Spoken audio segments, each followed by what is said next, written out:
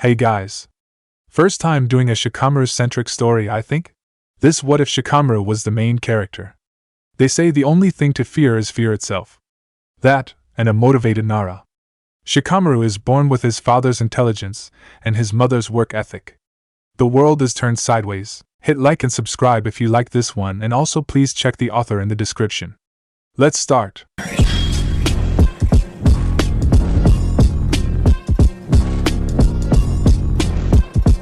Chapter 1 Prologue. Shikaku.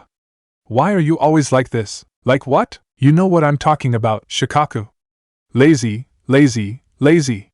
I'm willing to put up with your limp sack of meal attitude, but I will not allow you to impede Shikamaru in the same way. I would never block Shikamaru from. Then why are you so against his? My father shot out of his chair, his warped, twisting shadow towering over my mother and stretching across the whole kitchen, and for once, my mother, who I had always regarded as the more forceful of the two, was at a loss for words. I had never seen him look so angry before. Hell, I had never even seen him angry in any manner before, ever. Annoyed, yes, but the only indication he ever gave to being annoyed was just to shove a pillow over his own head and roll over. That I could deal with, but this man was something else entirely, something I could not, for all my expanded 6-year-old vocabulary, figure out how to describe. What I did know was that this being was clearly dangerous, and at that moment, my apparently genius mind finally grasped the true meaning of a shinobi. Somewhere underneath his sleepy attitude, the man who had killed his way to survival through a whole entire shinobi world war was finally resurfacing, scars and all. The deep streak running down his face, the lumpy layer of skin that I always used to have fun poking at as a baby while he chuckled, that was nothing compared to the scores of pain that radiated from his eyes now. I had never been so scared in all my 6-year-old life. One thing was for sure. I knew from that point on, that while I could anger my mother all I wanted and get away with little more than a relatively painless scolding and a few minutes in the corner, driving my father to his breaking point was a very unwise course of action and most likely the last one I would ever take. There were things to be said about the fury of a patient man. My mother's face was frozen, pale white against the flickering lamp. She could not speak. I was still hiding behind the wall separating the kitchen from the living room. They had not noticed me yet. My parents were so caught up in their argument, and anyway, I was a Nara. Unlike most children, I was not afraid of the darkness. Rather, I loved it for the cover and peacefulness it could provide. I was prone to a disposition of the shadows, and I had always been good at hiding. Besides that, I was so small already, even compared to other children my age, and my chakra reserves were still so little, that it was likely my presence had faded in with the increasingly flaring aura of my father's. With every word he spoke, his anger became greater, and so the dark cloud of energy around him grew, working himself into a frenzy that I never thought he was capable of. My father, such a solemn, quiet, calm man, and this person in our kitchen right now, yelling at my mother, could not possibly be the same person, and yet he was. The pictures on our family shrine were rattling alongside his rumbling voice and glowing chakra now. I imagined my two-dimensional family ancestors with their glossy photographed eyes behind the glass panes and carven frames shaking with just as much terror as I was. If father could hear their trembling over the sound of his own yelling, he didn't seem to care. The 3 Sanin, one a wayward pervert, one a hedonistic drunk, and one in Kami knows where, rendered so completely inhuman by his own genius. With each sentence, his voice rose exponentially. The 4th Hokage, praise, greatness, bestowed with so many nicknames and titles he'd drown in ink writing them all down. And for what? Dead before he even hit 30. He just kept going and going and going and would not stop. Kakashi Hatake, so completely screwed up in the head that it's not even funny. And don't give me that look, Yoshino, you and I both know that it's true, that poor man is the worst head case anyone who knows anything about psychology will ever see short of insanity itself. Who wouldn't be when you've spent your whole life since you could walk risking your life for a village that only sought to smash everything and everyone you've ever cared about to pieces? That's why he wears 10 masks on top of each other, and evades every personal question like oil evades water and reads that Ika filth in public and purposely arrives late to everything and spends hours and hours upon hours standing outside in the sun, the rain, the snow, whatever in front of that accursed stone, and fucks around with people's minds like he doesn't even care every chance he gets. Because it's such an obvious coping mechanism to deal with all the shit life has dealt him, and no one, not even Inoichi Yamanaka, can do anything about it. My mother didn't cry. She was a brave, hardened woman, not like the soft little princesses in stories. She had never waited for any man to come and rescue her. Everything she had ever accomplished, from her first mission to grabbing my father's attention, had been entirely of her own merit. So why was there all this water running down her cheeks now? Shikaku, please. My father did not hear her, and just kept mercilessly listing every single predecessor of the Konoha prodigy's legacy, until, finally, he punctuated his argument with such a great volume that I wondered why the whole village hadn't awoken and come by our house to see what was going on already. Maybe it was because they knew that when the noise was coming from Shikaku Nara's home of all places, it was best to stay away. Do you want me to get started on the brilliant, undefeatable, infamous Itachi Uchiha, Genin at 7, Chunin at 8, and already murdering grown men in their beds as an ANBU captain when he was but 13? Completely snapped and gone mad, leaving his beloved younger brother to pick up the pieces. But I suppose we shouldn't be surprised. Oh, no, send a little kid out to snap his first neck and slice his first jugulars before his age has even exited the single digits. Everything will be fine, won't it? I'm surprised he didn't try pulling some stunt like this earlier. Just think, Yoshino, his entire family, the largest clan in all of Konoha, murdered, slaughtered in cold blood, reduced from over 100 men to only 2, in one night. I was there, Yoshino. I was one of the original people called in for the initial investigation after the Uchiha massacre was over, and do you know what I saw? An entire waterfall of blood, running down the front steps and spilling out into the boulevard beyond. And you know what else I saw? Itachi Uchiha's footprints in the sea of red. And not a single one was smudged or pooled. He did not hesitate, nor did he run out of there. He walked calmly and coolly as one might stroll through the park on a happy and bright summer's day as if nothing was wrong. Shikaka! And then the anger broke, and the beast was gone, replaced by a man seemingly too old to be my grandfather. Aged, not only with wisdom, but with pain, his yelling had ceased, replaced with something slow and sorrowful instead. And yet it was these sentiments, born, once again, of a beast different from my father this time, another beast of fear rather than anger, that terrified me more than any of his fury. Even years from now, when I would be confronted with enemies, my memory would revert to this one moment, and I would remember his painful sighs. Oh, what next, Yoshino? What fate are we to assign this next one? Shall we make him Shikamaru Nara, the boogeyman himself? The cautionary tale to all future generations of our clan, about he who treaded in the shadows for so long that he ended up becoming one of them himself? My mother did not say a word. I did not either. I simply sat frozen, unable to even breathe, as I watched the dark silhouettes on the wall curl into a most familiar shape. Let me explain my story from the beginning. My name is Shikamaru Nara, as you may have deduced. I am the son of Shikaku Nara and Yoshino Nara, formerly Yoshino - of an insignificant bloodline, and heir to the Nara clan of Konohagaku no Sato.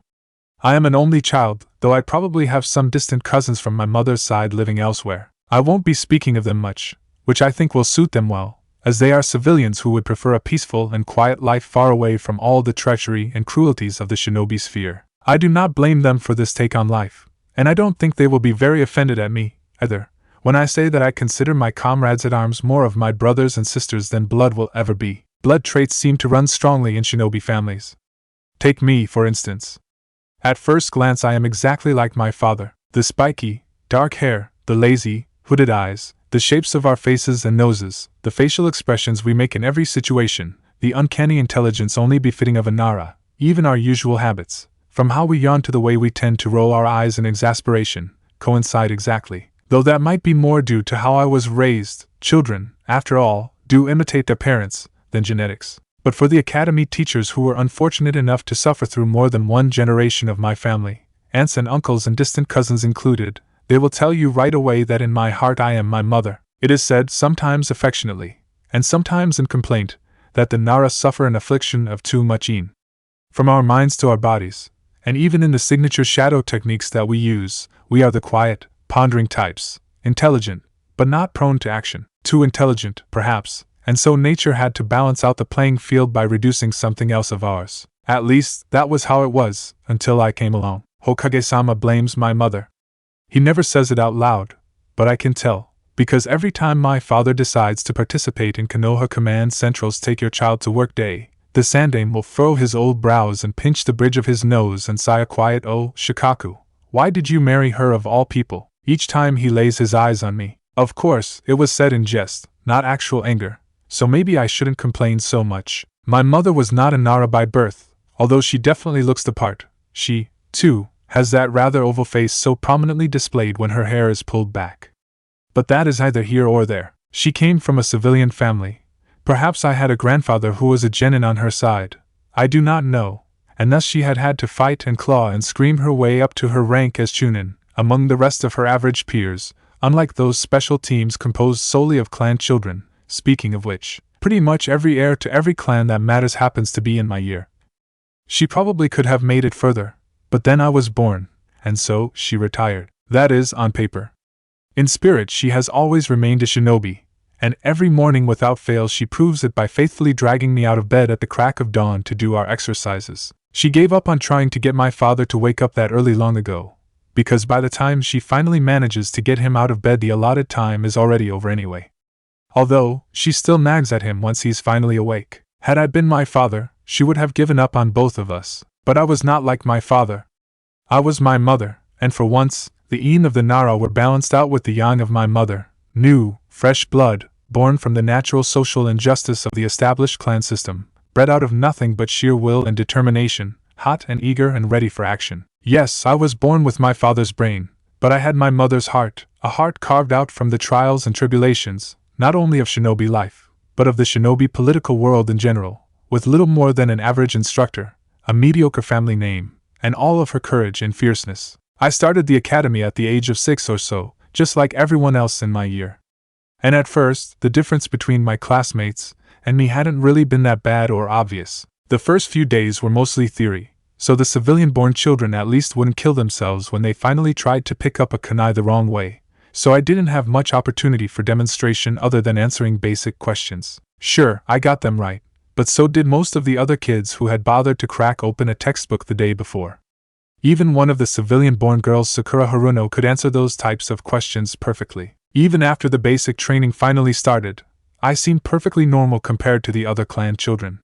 Sure, thanks to my practice sessions with my mother, I could throw my weapons and execute all my katas perfectly, and rank relatively high in spars, but that was to be expected from someone of my background. There were many other students, like my friends Ino Yamanaka and Choji Akimichi, who had also received clan upbringings and therefore did just as well. Our class that year had had the most number of clan children for a long time, and all of us happened to be clan heirs. Something like this must have been planned, since to me there was no way this could happen at random, but I said nothing since it was a useless fact anyway, and my father always told me to never waste time on useless facts. The point was, for the first few weeks, there was very little to distinguish me from the rest of my classmates, especially since a third of the class was working with the same advantages I had. In fact, had it not been known that I was a Nara who didn't spend half the day napping, I would have been one of the less significant clan heirs, classified right in that same group that Shino Aburame was in, given that there existed kids like Sasuke Uchiha and Kiba Inazaka, both of whom were much more prone to showing off than I was, but I couldn't hide forever. Though my father had tried his hardest to instill in me a strong sense of modesty, mostly through the doctrine that good shinobi should neither be seen nor heard, my mother had sort of cancelled that, and I'd deal out with her own doctrine, of always trying your best and giving everything your all. Given my natural-born intelligence, that meant I had a lot to give. In the end, that had ended up manifesting itself in a compromise.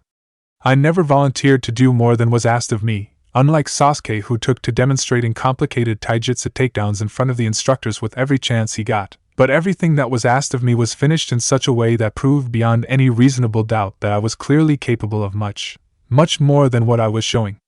So I fulfilled both of my ends of the bargain.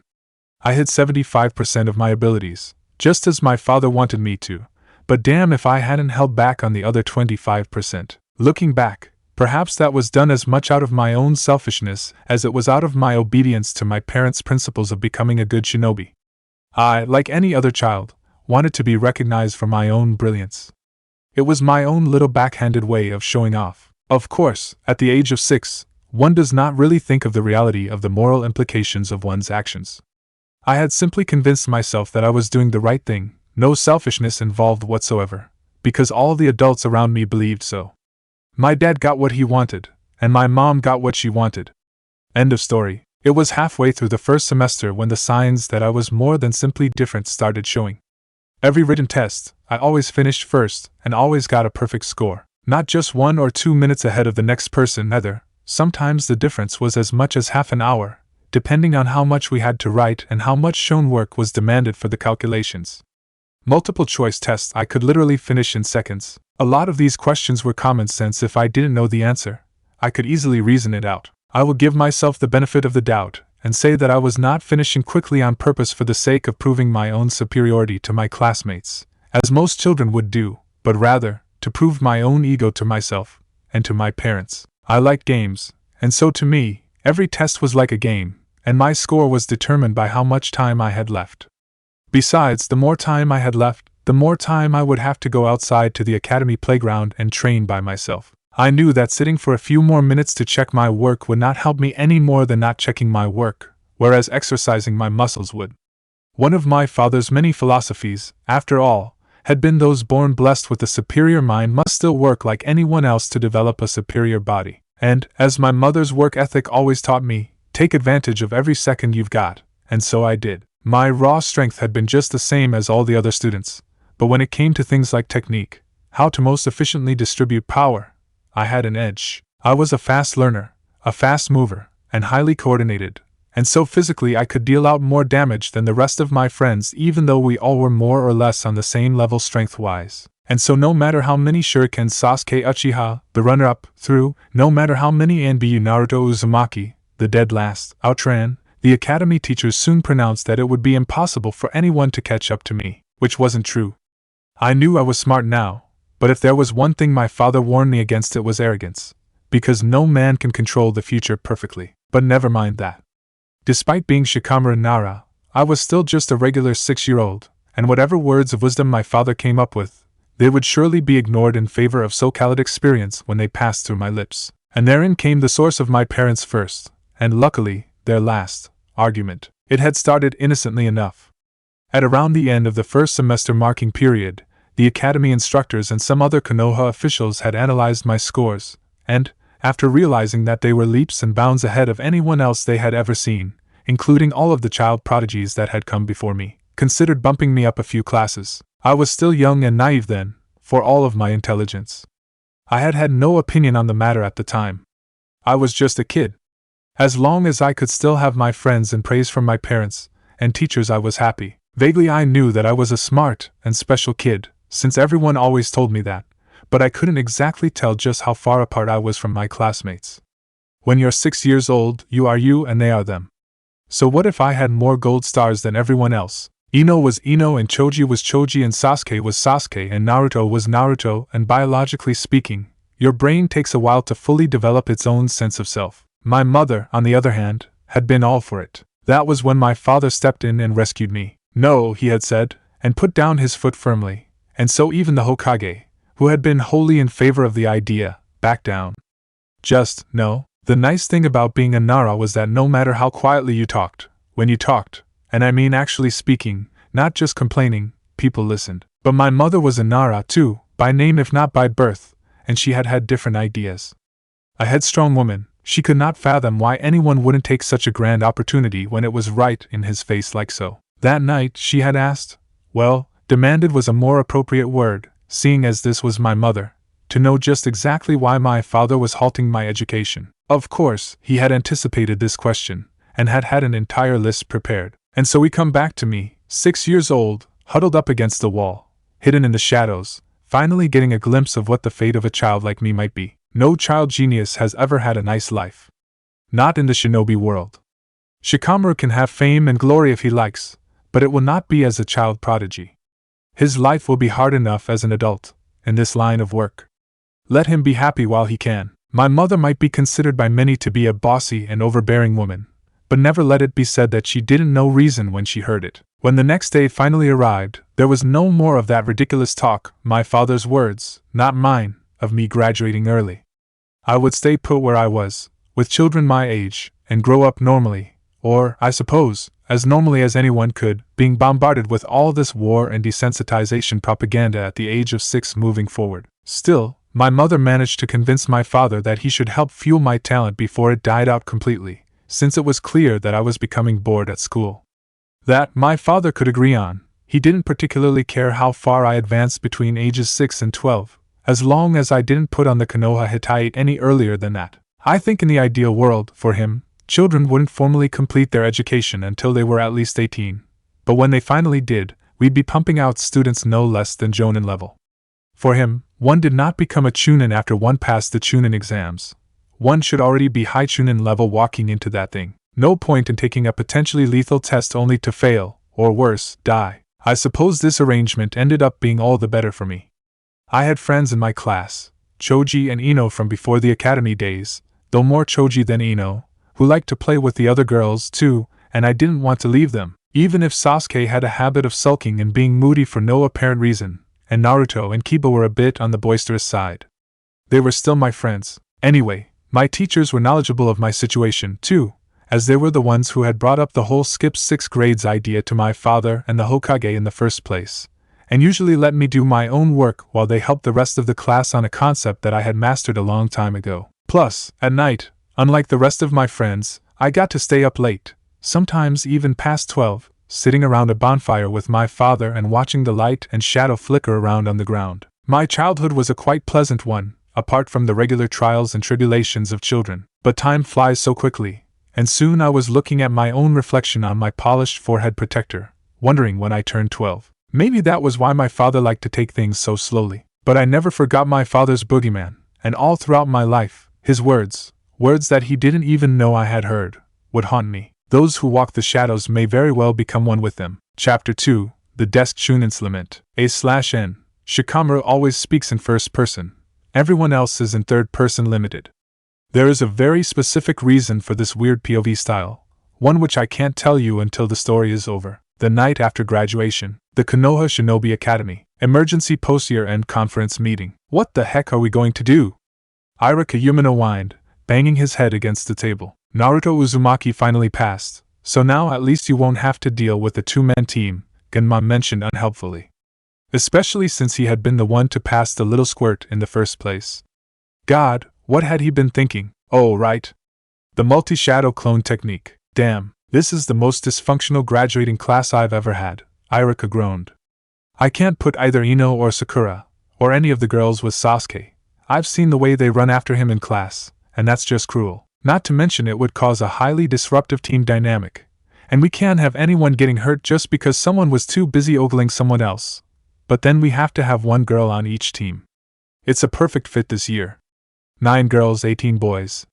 That's a 2-to-1 ratio, and we can't mess it up, or the teams will be unbalanced. People will complain. More like you will complain, Mr. OCD, Genma muttered under his breath. What was that? Nothing. What about Hinata Hyuga? She's quiet.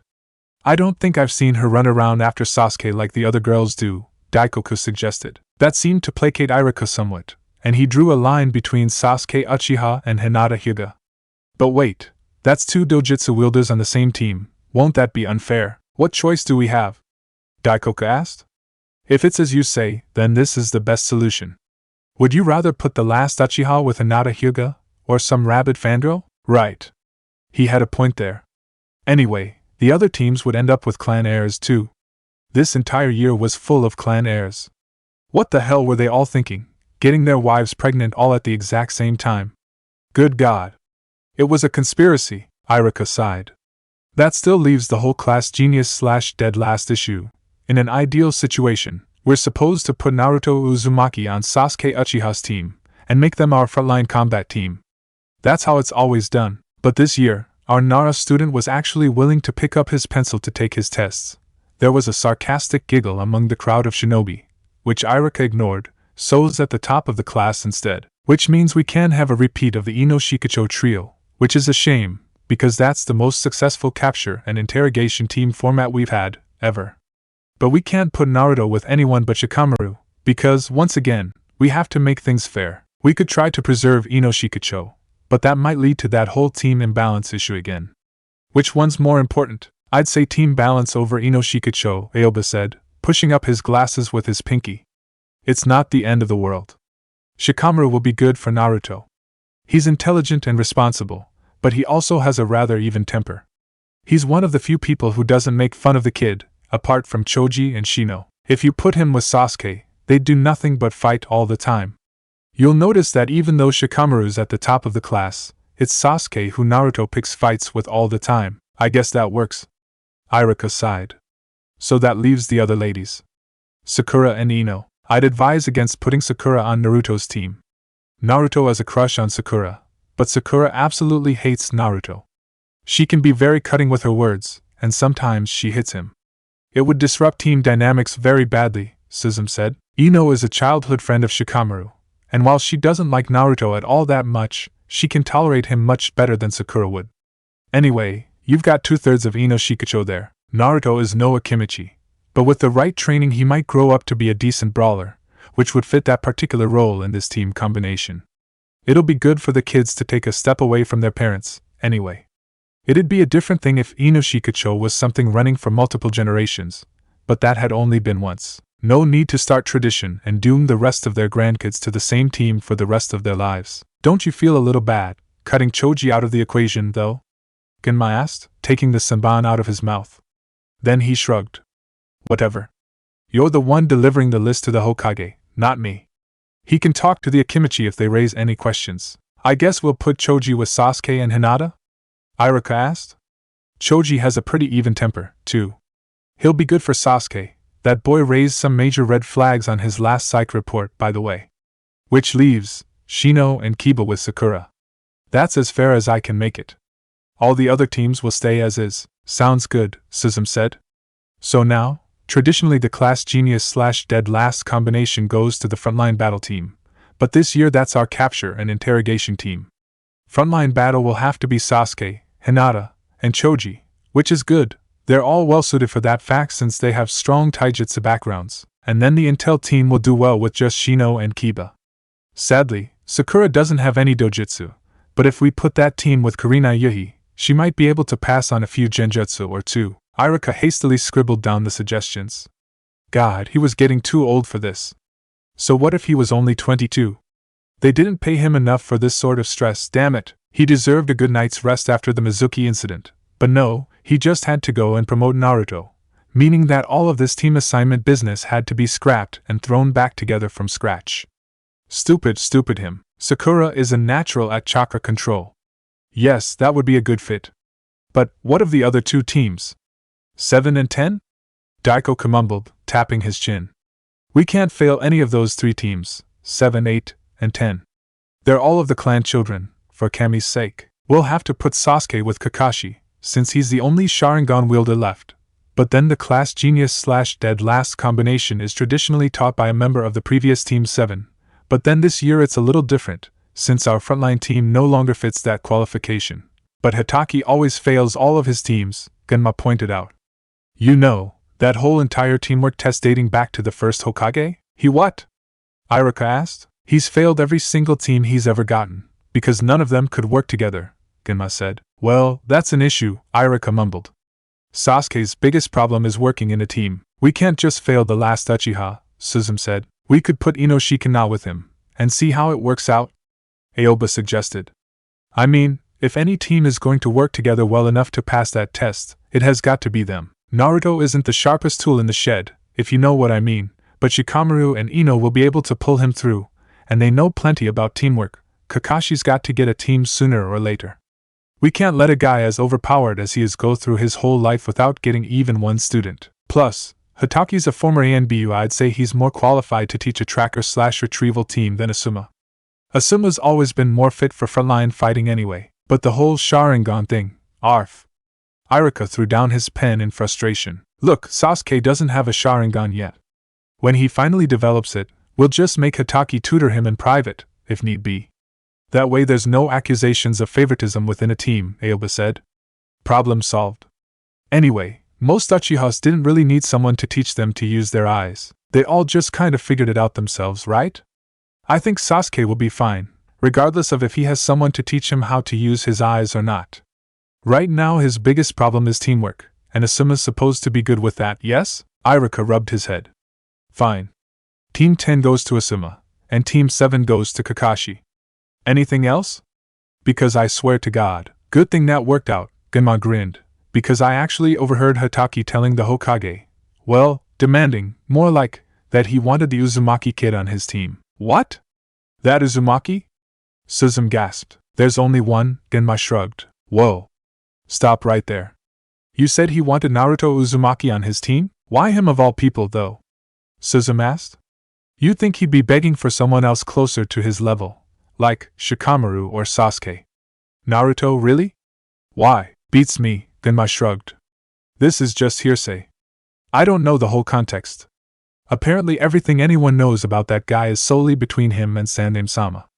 All I know is that for some reason he wants to have a chance to test Naruto, and he won't stand for it otherwise. And you know what? The Hokage actually gave in. Well, not really, since he said it was up to the academy teachers to assign teams and teachers. But he also implied that he'd turn a blind eye to whatever other strings he might pull in order to get, the kid on his team. And Hitaki has his hands wrapped around a lot of strings, believe me, and you never saw fit to tell me that we might have to start over just to appease this jerkass until after we assign these teams? Irika exploded. Can he really do something like that? Demand certain students? Formally, I don't think so, but this is Kakashi Hitaki we're talking about. That guy can passive-aggressive bitch his way out of anything. You don't think it's because of the you-know-what? That would be a good reason to run away, not get even closer. Remember though, this is Kakashi Hitaki. He's messed up enough as it is. Isn't that what weirdos like him do? Go running after danger? Besides, the kid's not that dangerous, really, barring the whole pranking people thing. Alright, already. Enough. Irika yelled over the din, picking up the pen and rewriting the final draft of the team list. Here's the last edition, and no more edits, or I swear to God I will find you and murder you in your sleep, ahem. Anyway, Team 1 will be Team 7, Shikamaru Nara, Ino Yamanaka, and Naruto Uzumaki, under Kakashi Hitaki. Team 8, Shino Aburame, Sakura Haruno, and Kiba Inazaka. Your sensei will be Kurenai Yahi. Team 10, Sasuke Uchiha, Hinata Hyuga, and Choji Akimichi, and you will be working with Asuma Saratobi. Irika threw down the clipboard in finality, completely ignoring the outraged gasps of all the girls who didn't get to be with their precious Sasuke-kun. He had wasted too many hours of sleep trying to make these team assignments perfect, damn it, and he was not going to go back and fix any of it just to placate some whiny preteens. Irika-sensei, why can't I be with Sasuke-kun? Because I already wasted too many hours of sleep trying to make these team assignments perfect, damn it, and I am not going to go back and fix any of it just to placate some whiny preteens. He yelled, stunned silence. Ha! For once they finally all shut up. He cleared his throat. That's it for today, folks. Your new teachers will meet with you after the lunch break. I'll have a rooms list posted on the doors by then. He neglected to tell them that 2/3 of them would probably be destined for cannon fodder oblivion instead of actually training to be an elite team underneath some famed jonin, but oh well. Some things in the shinobi world had to be learned the hard way, and this was just the beginning. Kakashi Hitaki was having a good day. A very good day. He was about to meet 3 new cute little genin, as Sandaime-sama made him do every year, nice and impressionable and perfect for terrorizing. As Ibiki always made clear, words were as much of a weapon as any steel blade, and it was amazing what a few words here or there could do to supposedly trained ninja. Then he remembered that this year, of the 3 kids he was stuck with, or rather, they were stuck with him. If they passed, the first was a certified genius, the second was the sole heir to a clan of mind readers, and the third was the Jinchuriki of the nine-tailed fox and his dead sensei's son to boot. On second thought, maybe this lot might be more difficult to fool than the others. A shame he hadn't gotten Obito's 4th, 5th, 8th cousin too, but maybe that was for the best. From Sasuke's psych evaluation, the boy would have been a massive pain in the posterior to deal with. It was scarily similar to his own, when he had been at the same age, actually. Now, he was still just as messed up, but at least he knew how to deal with it better, with smiles both real and false at the few people he dared to let into his sadly limited friendship circle. Perhaps that was why it was a bad idea. They were too similar, and that definitely wouldn't work out. The boy could learn a thing or two from a mellow guy like Asuma. Kakashi shuddered to think at how he might have turned out if he had landed a sensei as cold-hearted as he was, say, Orochimaru, instead of bright and smiley never-angry Minato Namikaze. Oh well. No time to think depressing thoughts right now. He was about to meet some rather sensitive youngsters, and apparently you weren't supposed to scare them with stories of death or PTSD until after it was already too late for them to quit. He wondered how they would deal when the time finally came. You're late. Oh, was he? He was supposed to meet them at. When did they say he was supposed to meet them? He actually didn't remember. The girl, Yamanaka's daughter, Ino, was the one yelling. Shikamaru Nara was just giving him a quiet, vaguely disappointed look, the same one Shikaka Nara often gave to the desk chunin when he thought that they were being particularly exasperating or stupid. And Naruto was unusually quiet. He was trapped in Shikamaru's shadow. That explained things. He was just about to prank you for being late, Shikamaru somehow managed to explain calmly while clearly demonstrating just exactly how pissed off he was. Good. Kakashi was very fond of pissing people off. Something with the eraser. Booby trap. Naruto insisted.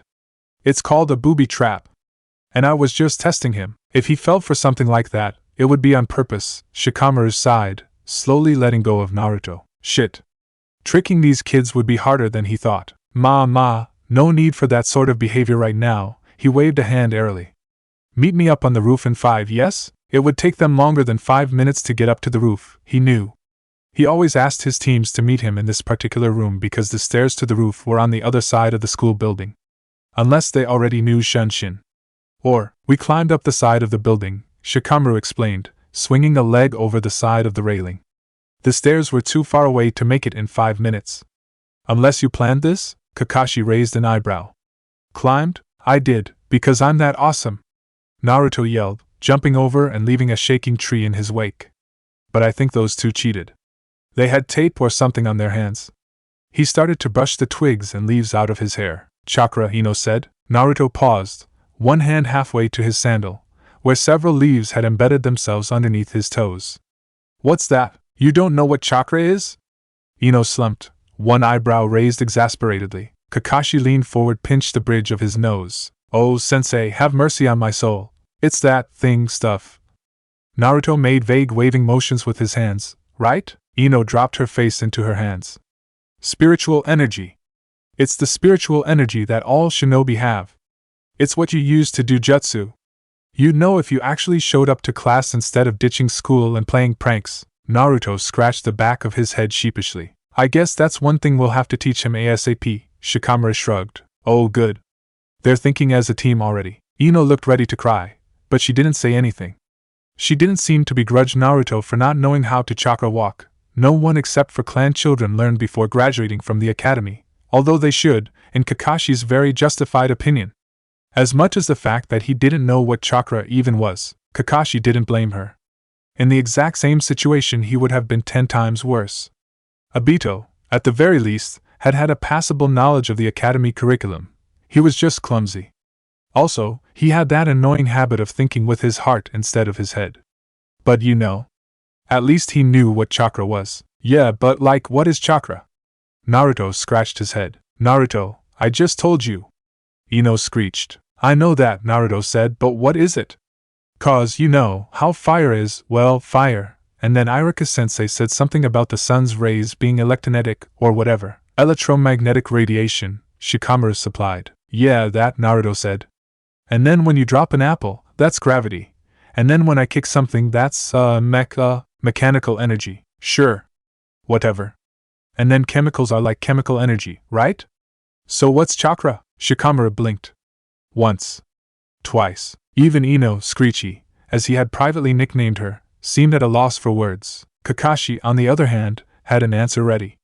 Chakra, my dear student, is chakratic energy. They all blinked at him. What? You just pulled that answer out of your ass, didn't you? Ino deadpanned. Kakashi chose to respond to that by changing the subject.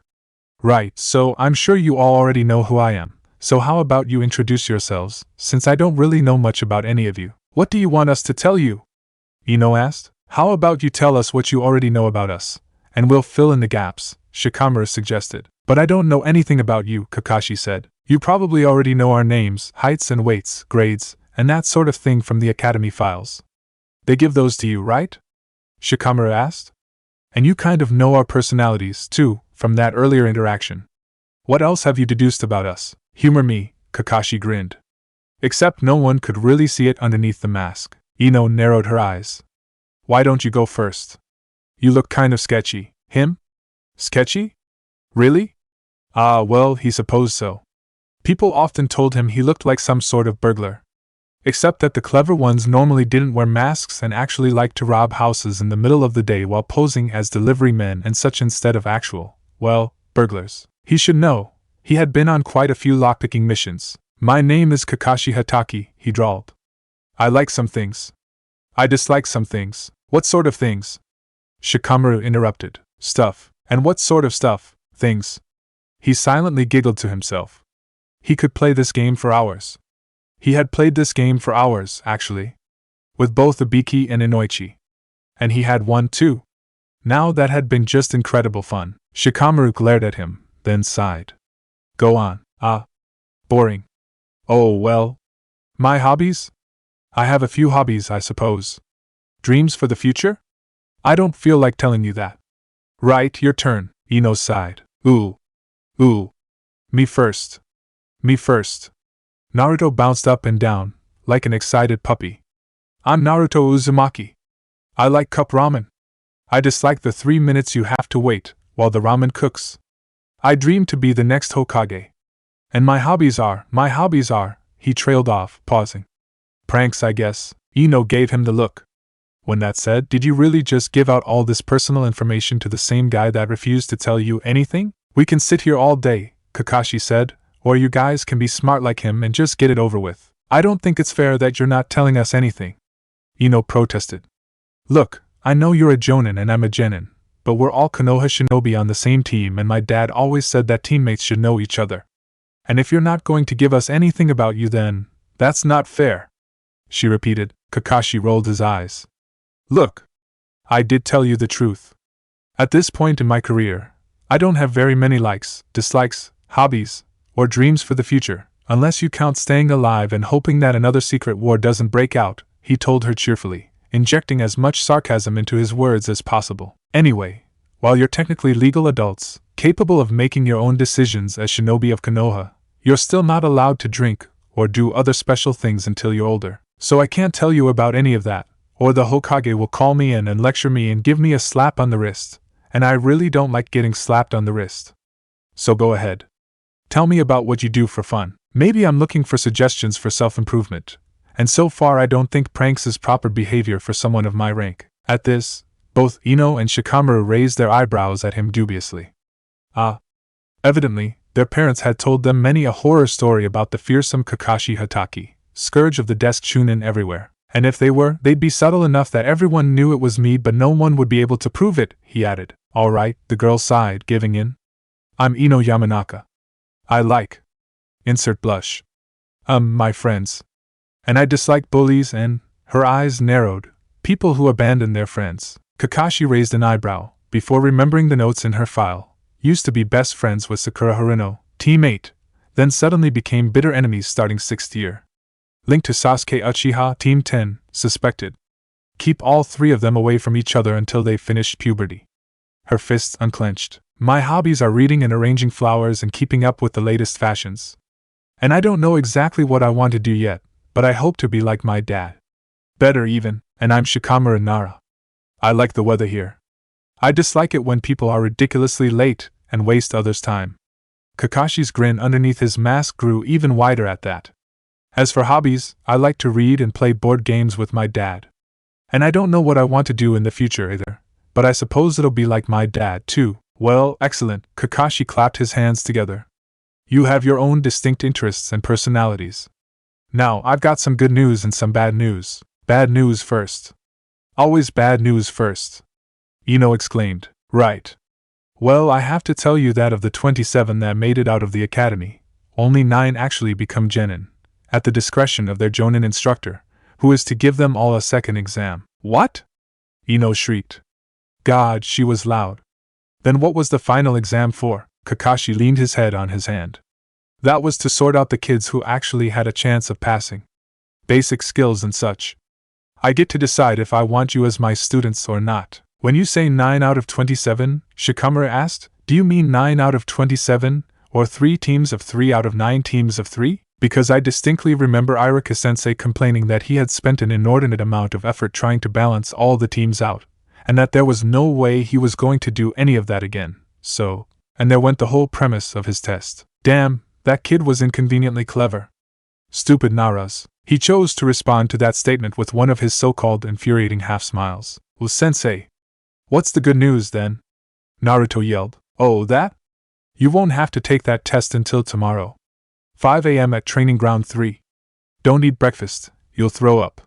Sweet dreams, everyone, and he popped out of their sight, the indignant screams of the Yamanaka girl still ringing in his sensitive ears. He so loved getting people angry. Chapter 3. For whom the bell tolls. If this Shikamaru met Canon Shikamaru, laziness is the mother of all bad habits.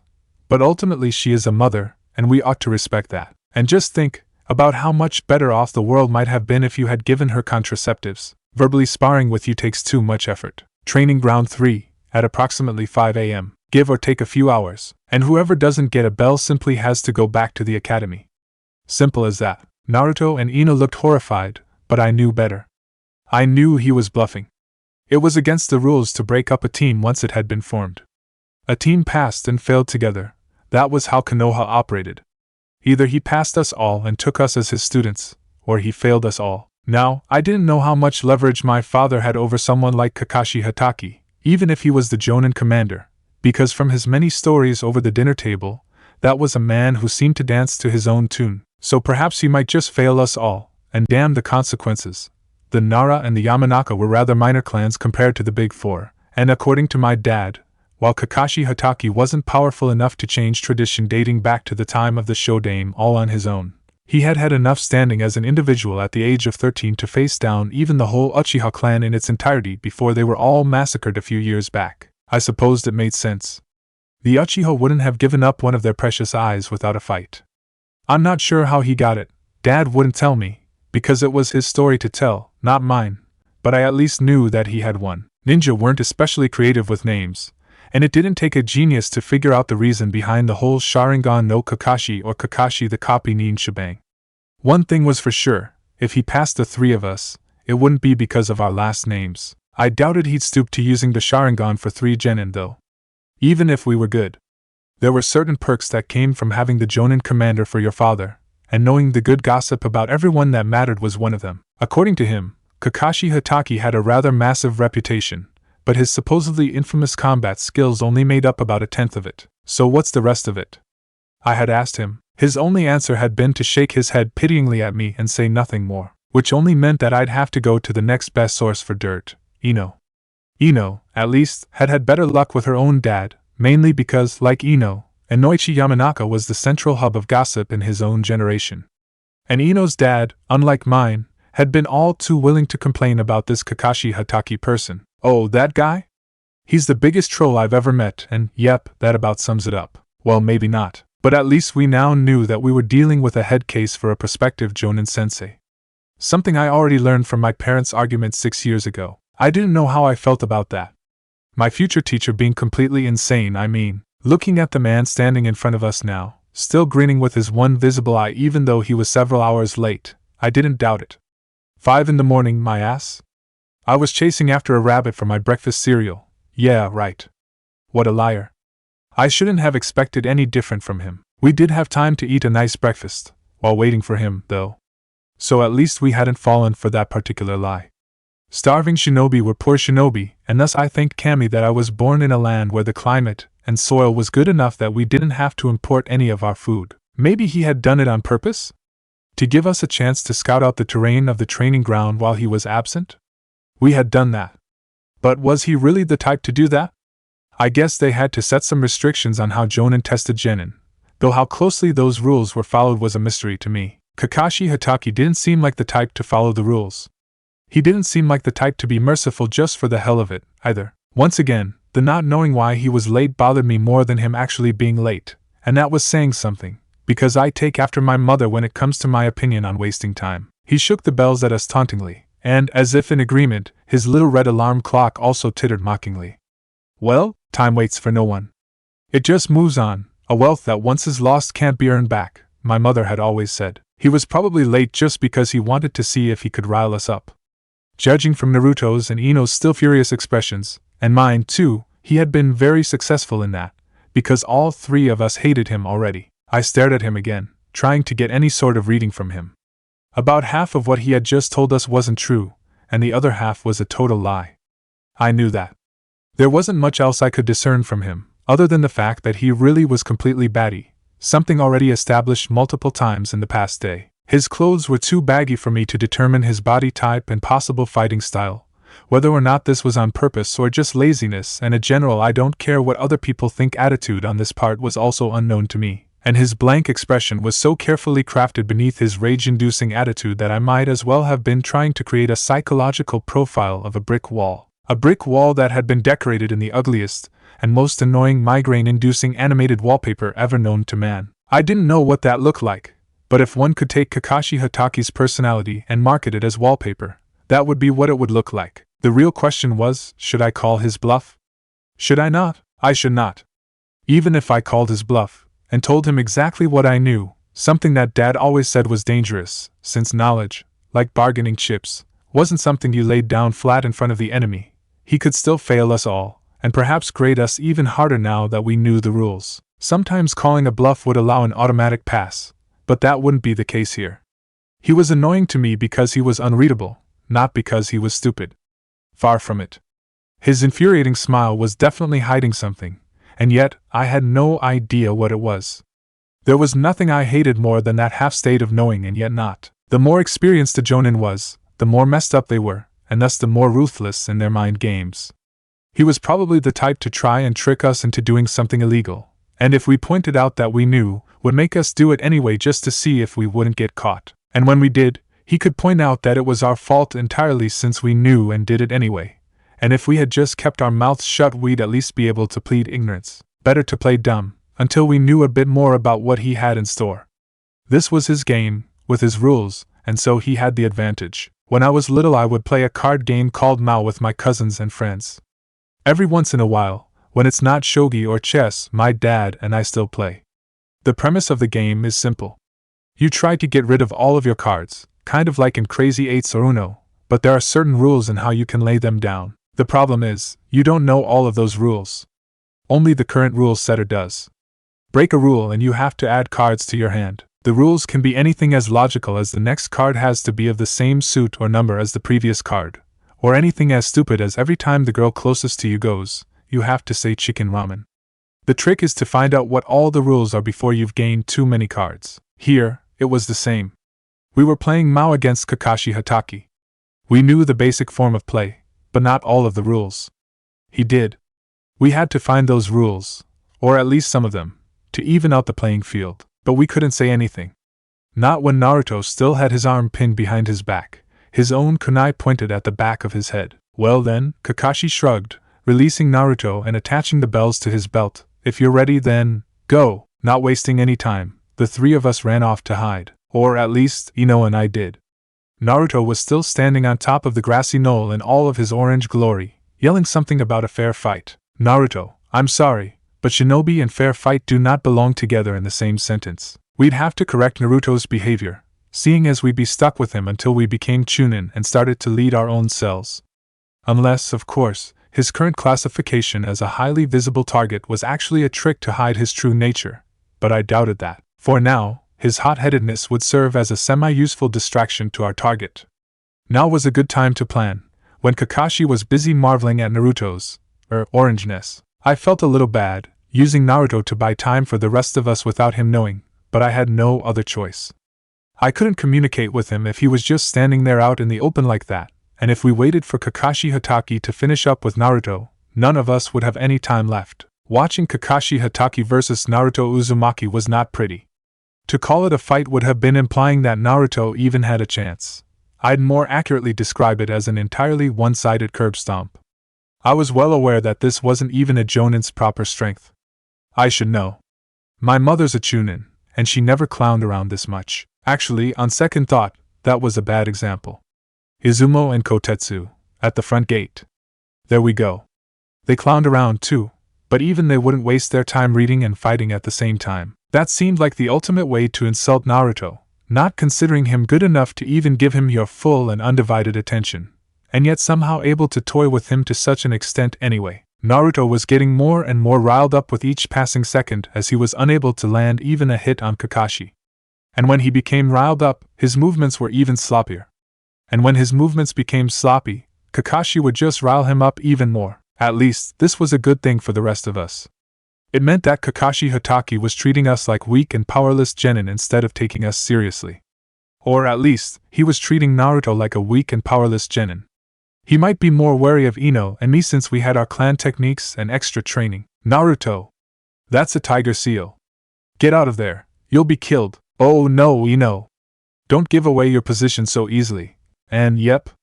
Another bluff. All Naruto would suffer was a sore behind and some wounded pride, although my eyes nearly popped out of my head when his fingers actually connected. I took a few seconds to wrap my head around just how far Naruto was flying with that one poke. That had to be unreal. It really did. Even normal ninja would have trouble throwing a kunai that far. We were way out of our leagues here. That was definitely confirmed. High chunin to low jonin level taijutsu and my clan's secret techniques. That really was all I had. That, and some above average weapon skills and minor genjutsu. And a few other things, but like my father always said, I didn't want to give them away so early. Ino might know some genjutsu, maybe. Her clan technique was not suitable for combat. But even if it was, it wouldn't work here. As far as her dad was concerned, don't bother with scanning the mind of someone like Hataki. You won't like what you'll find in there. And on that note, certain names like the 3 Sannin and Itachi Uchiha are also brains to avoid. Off limits except to the highest level of ANBU training, got it? Ino, being Ino, had asked why. Because they were all out there slitting throats before the rest of their peers had even joined the academy. My dad had drawled in response, and that was that. So we really didn't have much to go on. A few shuriken and kunai, the shadow possession jutsu and its derivatives, and solid clones? Maybe Naruto could be of some use after all. Nope. Now he was dangling upside down from a tree. Meanwhile, here was a guy who could send us sailing with a single finger. Speaking of which, wasn't that something reserved for the likes of Lady Tsunade? My mind was racing a mile a minute. I had to think fast. Naruto was already out, meaning that Kakashi would be coming for Ino and me next. I had next to no time to plan. Kakashi was walking over to Naruto now, and was bending down to pick up the bells, which were still on the ground where he had left them as snare bait. I had already analyzed the strength of my teammates versus our opponent. Our chances didn't look good. No relying on super powerful techniques here. Our difference in intelligence was also questionable.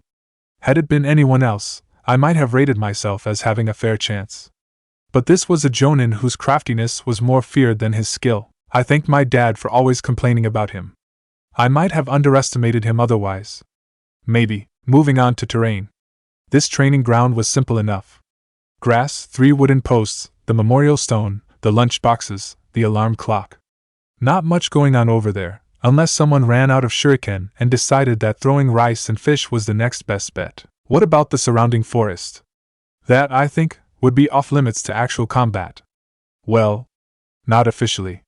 But I knew that Kakashi knew that hiding in the shadows when you had a Nara on the other side was tactical suicide. Which was good. That meant he'd have to stay in the clearing where we could see him. Although that meant he'd have an easier time keeping track of the shadows, too. Maybe we could use that to our advantage? We could hide in the shadows. He could not. Or rather, he couldn't stay in the shadows. If he zipped in and out of the trees on the other side of the clearing, he'd be too far away for me or my shadow to catch up to him in time. The main problem, aside from the whole he's a massive troll who lives off the pain and suffering of others thing, was that Kakashi Hataki was fast. As expected, all jonin were. But seeing him move against Naruto, or rather, not seeing him move, put him in a completely different league of his own. Even with his legs chained together, he could probably still dance circles around the 3 of us. Cagemane was faster than Ino's mind control, but it wasn't that fast.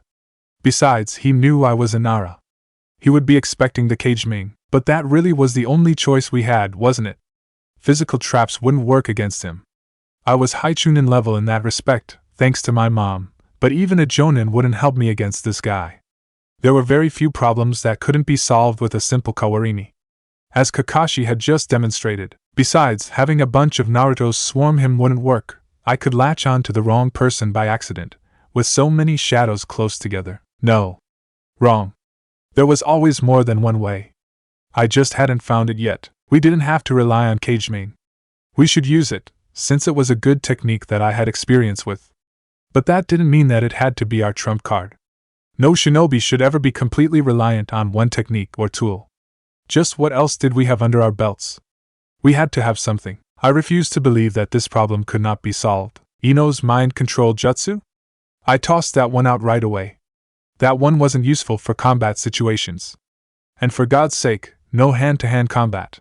Since Kakashi could, apparently, poke Naruto further than we could throw our weapons, I wasn't going to be dumb enough to try that a second time, not after Naruto had already gone through so much pain to show the rest of us that that was a very bad idea. Wasn't there anything we could use? Of course. Academy techniques. That was it. They taught those things to us for a reason, right? Clone, Henge, and Kawarimi. Of course. It was a simple one, but it was the fastest technique out there behind Shunshin and long-range teleportation.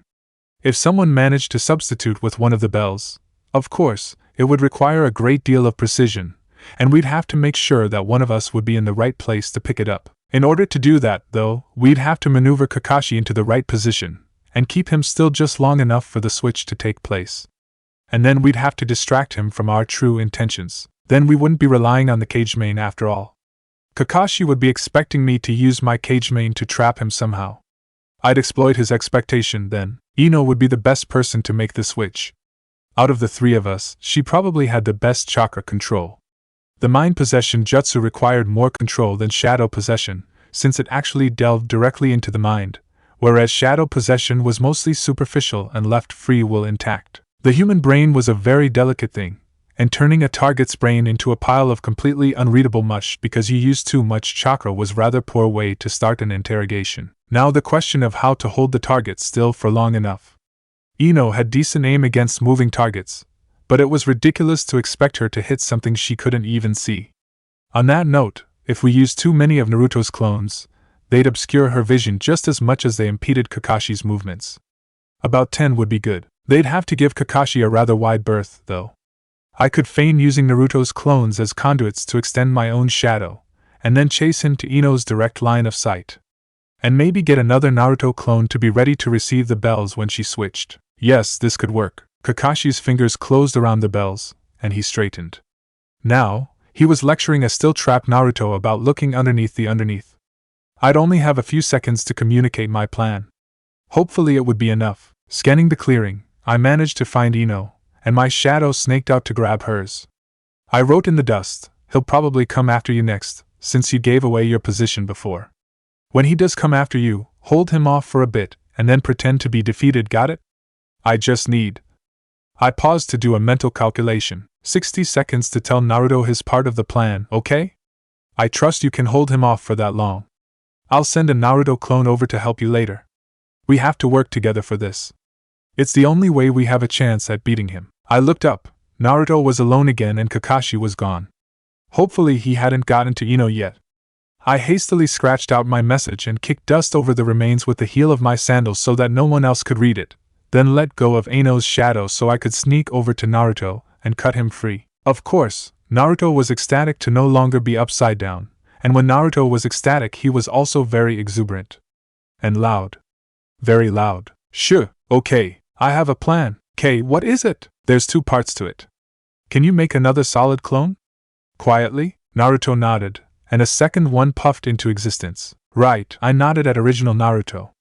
"Kakashi is going after Ino now. She'll be distracting him, but she won't be able to hold him off for long. When he comes back, I need you to make more clones and swarm him like this," I said, sketching out a diagram of the training field and our positioning in the dirt. "Make sure to leave this gap here, facing Ino. Whatever happens, keep these positions. This is very important. Do you understand?" "Yeah, but why?" "I'll explain later if it works. We don't have much time. Kakashi will be coming back any second now. Just distract him and get him into this position." "Okay," Naruto shrugged. "All right. But the bells, we'll deal with that later. 2 is better than none. We're all genin, Naruto. The only way we'll have a chance is if we all gang up on him. We'll figure out the bells thing later. Now repeat back to me, what are you supposed to do, Naruto?" "Distract our sensei team, and chase him over to Ino's side of the clearing, then swarm him, but leave a gap, right?" "Right." "You ready?" Naruto nodded, and snuck off into the bushes. "All right. Clone. You are going to run off, and find Ino. She will lose to Kakashi on purpose, so make it look like you're there to help her, got it? Now your boss and some other clones will be leaving this gap when they attack Kakashi, right?" "Yeah. Your job is to tell Ino her part of the plan. She's going to Kawarimi with the bells when she sees an opening, and you're going to grab them. Got it?" actual Naruto, and the others are just a distraction. What about you? I'm a distraction too. Okay, so repeat to me, what are you going to do? He wrinkled his nose. Find Ino, tell her to kawarimi with the bells when she sees the gap in the clones, and then grab the bells when she does, right? Right. What do I do with the bells? We'll deal with it if we get the bells, I said. All right. All of a sudden a very Ino-like scream filled the air, and then silence. That's your cue. Go! As soon as the clone had taken off, the mass of Naruto clones exploded out at Kakashi once again. I ran back to the middle of the clearing and started stretching out my shadow, pretending that I was going to get Kakashi from the back while the clones chased him from the front. Naturally, he didn't fall for it, and simply moved out of range. That was when I switched to subterfuge level 2. I retreated my shadow, but only back to where one of the other Naruto clones were conveniently standing. From there, it was all too simple to whip around the clones' shadows. Using Naruto's clone's shadows to lengthen your own, Kakashi commented loudly. Quite clever. But not clever enough. He danced out of reach again, right in front of the spot where he had previously defeated Ino. Now what was the point of saying that out loud? Is he just being flashy on purpose? I thought, but no time for speculation. I wouldn't be understanding this man anytime soon, so there was no point in trying when more important things were going on in the present. The Narutos, and my shadow, had chased Kakashi right where we needed him. Ino would only have a window of about a few seconds to perform the kawarimi. It was now or never. A flash of purple from the tree line, and Ino had collided with Kakashi's hip. Get them, Naruto! She yelled. Kakashi jumped in shock. What? But it was too late. The bells were gone. I got them, I got them! Naruto rushed out triumphantly, holding up the little silver bells. You lose, Sensei team. It worked.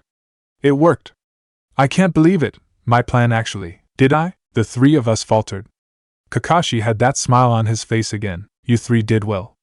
But it will be a while before you can outsmart me yet. He disappeared with a pop, as did the bells in our possession. We stared in silence. The little red alarm clock hit 12 and started blaring mercilessly. How? And then the alarm clock exploded in a puff of smoke, only to reveal none other than Kakashi Hatake, sitting on the wooden stump as happily as a frog in the rain, the real bells jingling from his belt mockingly. Unfortunately, I know how to use shadow clones and basic academy techniques, too.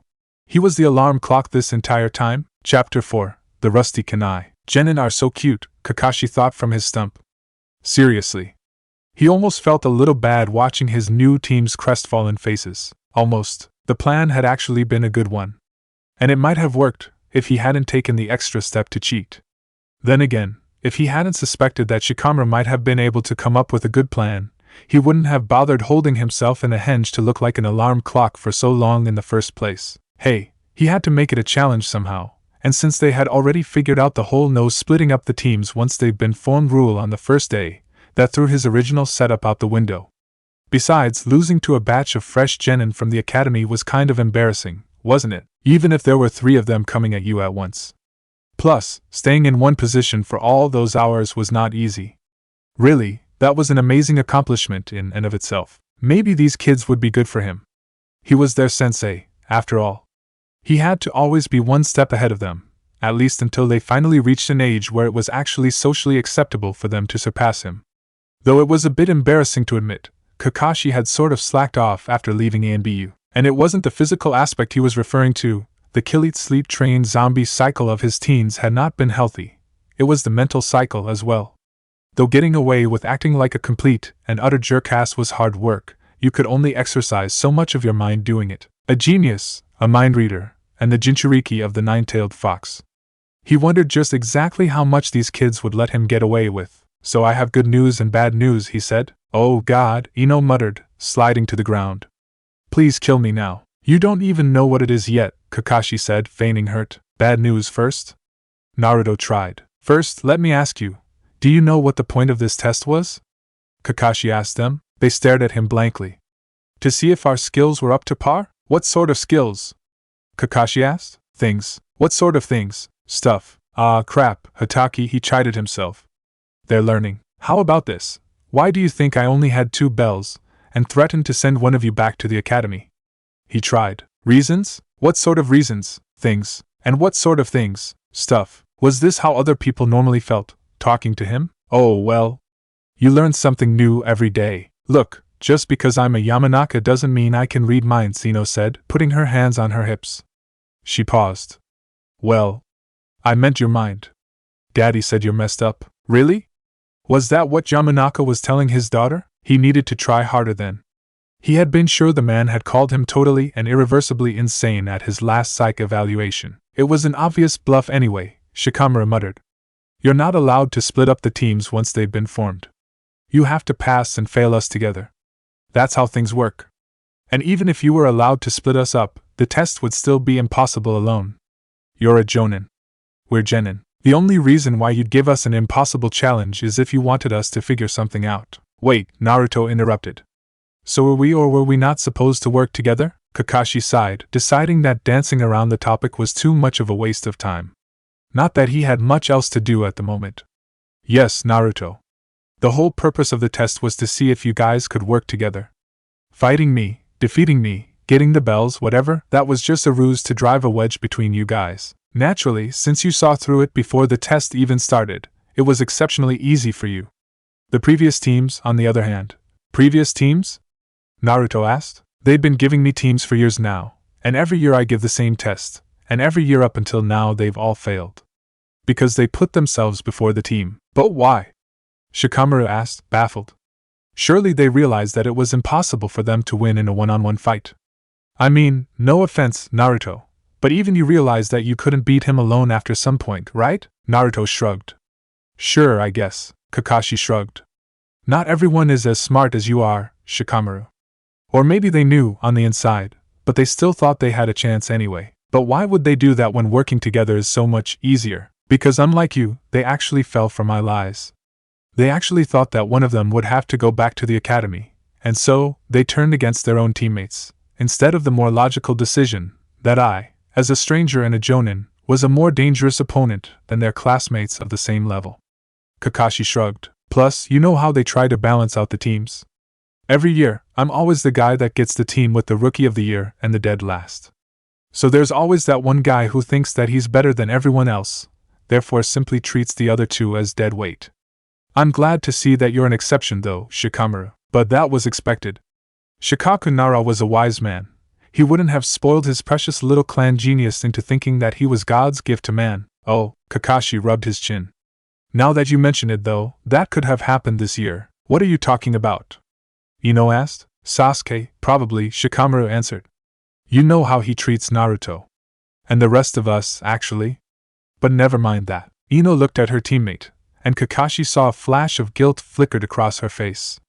Oh, Kakashi smiled at them, and for once it wasn't one of his infamous I am trying to make you angry on purpose smiles. It was only day 2 and they were already infinitely better than he, Rin, and Obito ever were. Seems like the academy was actually smart this year and didn't put the two classic rivals together. That would have been hell on earth, Shikamaru shrugged. It's okay, Ino. As long as we're on a team together, we won't have to worry about any of that. That means you too, Naruto. Wait, Naruto interrupted. So does this mean we pass? Kakashi responded cheerfully, of course. From now on. Ha! Take that. I, the great Naruto Uzumaki, am now a ninja. Fear me and my, ow. That hurt, Ino, stop being so loud. Ino scolded him, brushing off the lid of her bento where she had whacked Naruto over the head with it. Shikamaru gave her a sarcastic glance, and started poking at his own box of rice. But you really mean it? You're our sensei now? That's right. Now eat up. You've already had a long day, and missions start tomorrow. Yes. Missions. What will it be, Kakashi-sensei? Are we going to be rescuing princesses and, ow, they're called D-ranks, Naruto. It's nothing to get excited about, Ino sniffed. What's a D-rank? Naruto asked, rubbing his head. Oh my god, Naruto, how can you not know? Ino sighed exasperatedly, and Kakashi watched in amusement as she started detailing the entire mission ranking and organization structure to the poor overwhelmed boy. You have to know this stuff, Naruto. You're on our team now and I won't deal with you slacking off. How do you ever expect to become Hokage if you can't even rank missions? That's a major part of the job description. Do you even know what the Hokage does? Or were you asleep for that lesson too? That's it, Naruto. As soon as we finish lunch, you are coming to my house and you and I are going to learn everything that you clocked out on during your 6 years at the academy, And Shikamaru, I expect you to be there, too, because he's our teammate, and I won't have him lagging behind. And Kakashi was still smiling as they sauntered away. If they thought his D ranks were going to be boring, they had another thing entirely coming their way. The Yamanaka compound, that afternoon. Ino didn't know how she was supposed to feel about Naruto. He really was a nice and well-meaning kid, but he was so annoying. If Naruto wasn't going to start shaping up sometime soon, they were all going to die. Literally. That boy was going to get himself killed someday. She would have preferred Choji to Naruto, since Choji actually knew what he was doing. Plus he wasn't so loud. Yeah, she knew she could be loud, too, but she wasn't loud all the time like Naruto. And when she yelled she actually had a reason, such as someone being dumb, like Naruto, not Naruto, who just bragged about becoming Hokage for the heck of it, but she supposed things could be worse. Sakura was stuck on a team with dogs and bugs. Not that there was anything wrong with dogs, but Kiba was almost as annoying as Naruto, and Shino was just weird. He wasn't a bad guy, but he was, weird was the best way to describe it. With all the bugs and stuff. Not good. Ino didn't like bugs, they were creepy. Meanwhile, the one girl in the world that wasn't in love with Sasuke was the one who got to be on a team with him. How unfair was that? Ino wasn't stupid. She saw the way Hinata blushed and sighed at Naruto every day. Now, why she had a crush on Naruto of all people, she didn't know. Well, he was kind of cute. But in that annoying little brother that you wouldn't look twice at if your mom didn't make you look after him all the time way. But she did know that it was pretty much obvious to everyone except Naruto himself. Poor girl. And she was too shy to even approach the boy directly. And a direct approach was the only way to get through to a blockhead like Naruto. In an ideal situation, she would have Sasuke-kun on her team as well. But since she already had Shikamaru, that wouldn't be fair. Shikamaru wasn't too bad. He wasn't dreamy like Sasuke, but he was alright. Objectively speaking, he'd be in 7 out of 10. Of course, she couldn't think of him in the same way as she thought of Sasuke, because they were childhood friends and that was just kind of weird, but whatever. Shikamaru was a decent person, kind, respectful, hardworking, and smart. He wouldn't have any trouble finding a girl in the future, and if he did, then Ino would be there to set him up. To be honest, before their giant fight, she had always imagined Sakura and Shikamaru ending up together. They were really alike, and Sakura was a smart girl once she got over the whole large forehead thing. But no, she just had to go and drive a wedge between them. After all those years of Ino protecting her from Ami and her posse, Sakura just broke their friendship.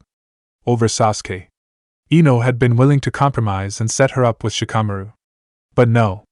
Sakura refused to settle for anything less than Sasuke. Maybe it was kind of her fault, too.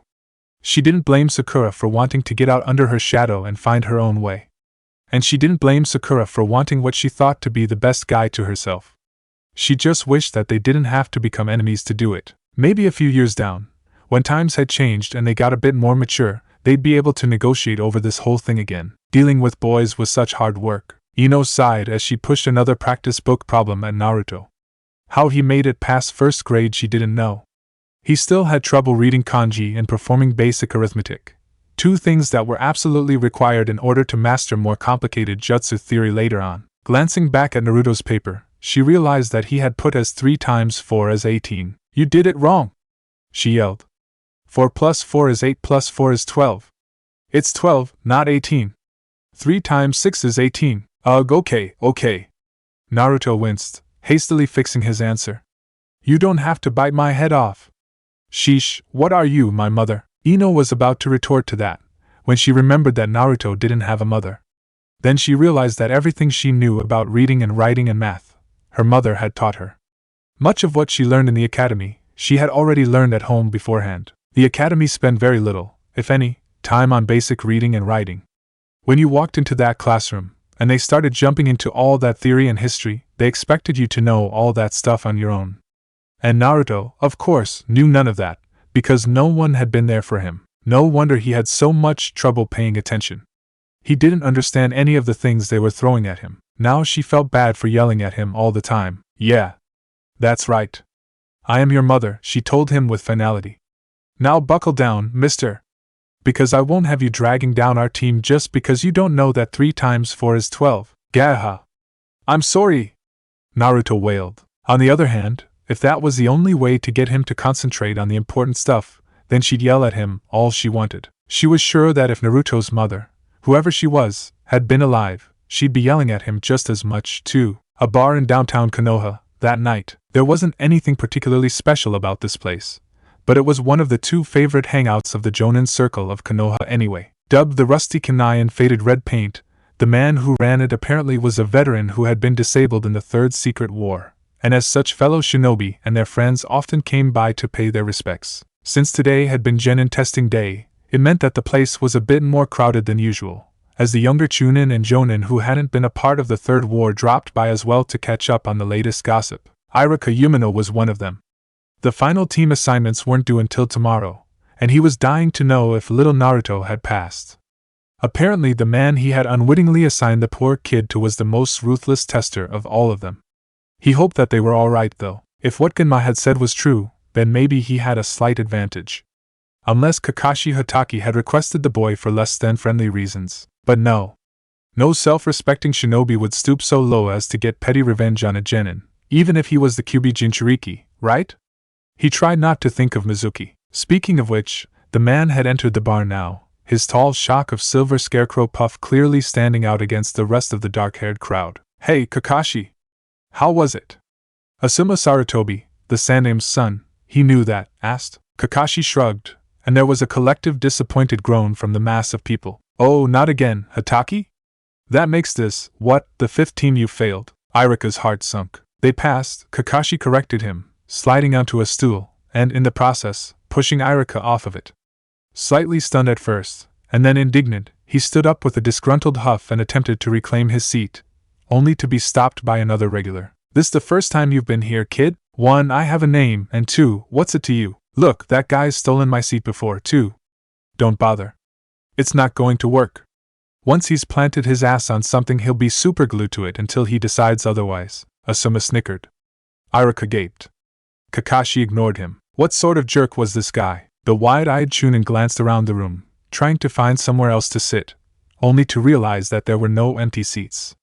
Probably the reason why Naruto's new teacher had edged him off his own in the first place. He hoped Naruto wouldn't be learning any bad habits from this guy anytime soon. Come to think of it, he actually knew him from his mission reports. Yes, that was right. Kakashi Hatake, the guy who always turned in his mission reports at least 3 days late and purposefully made them nigh illegible. Did this guy exist solely for the purpose of making other people angry? Contrary to popular belief, the man interrupted. I actually don't exist solely for the purpose of making other people angry. Before Irika could wrap his mind around that, Asuma Sarutobi had interrupted with a highly sarcastic, Really, now? Oh, all right, Hatake admitted. Just most of the time. Which, mind you, is extremely different from all the time. Extremely different? Really? Yes. Extremely different. For example, would you rather your heart was beating all the time, or just most of the time? All right. You've got a point there. Wait, sorry, did you say you passed the team? Genma interjected, getting them back on topic. At that moment, the little circles of gossiping shinobi suddenly all merged into one giant conglomerate, centered on their group. Wait, so Naruto had passed? Yep, Kakashi answered them, lifting a bowl of sake to his lips. The atmosphere in the room tensed. Then, just before he was about to take a sip, he paused and lowered the bowl to the collective disappointment of everyone in the room to add, they actually figured out the trick. He lifted the bowl to his lips again, then paused, and brought it back down. And they almost got the bells too. Finally, he reached for his mask, while bringing the bowl up at the same time, before letting go and bringing the bowl back down. Oh, for fuck's sake! Some purple-haired lady in a tan trench coat screamed. She smashed something on the ground. Was that a camera? And stalked out of the bar, fuming. What's going on? Irika mouthed to a scarred man standing next to him. Mask, the man mouthed back. Irika raised an eyebrow. The man clarified, everyone wants to know what's underneath it, but all he ever does is dick around and lead us on. Irika raised an eyebrow and then returned to his drink. Whatever. I don't care, and paused mid-thought, only to realize that all of a sudden, he was curious now, and damn it! He hadn't had a problem with any of that before until someone had mentioned to him that. By the way, Kakashi suddenly said out loud, did you know that you can actually see your own nose? Your brain just cancels it out automatically. Most people don't even realize it's there until I point it out. Huh, you're right, Asuma said, going cross-eyed, as did the rest of the people who heard him. And then 3 seconds later, damn it, Hataki. Now I can't get rid of it. Iruka suddenly realized that yes, there was this thing called a nose right in the middle of his field of vision, and no, it wasn't going away. Fuck you, Hataki, Genma muttered. Kakashi Hataki smirked. You're welcome. What a jerk, Iruka muttered. You don't even know half of it. Hataki snickered, then brought the bowl back up, only to bring it down again. At this there was an audible groan coming from everybody in the bar, and before you ask, it's Naruto Uzumaki, Shikamaru Nara, and Ino Yamanaka. Oh. That kid. The Nara that actually tried, Genma snickered. You should have heard the headache Yumino had over him. I'm right here, you know. Iruka yelled. I know, Yumino. That's why I said it, one of the many Nara family members sighed.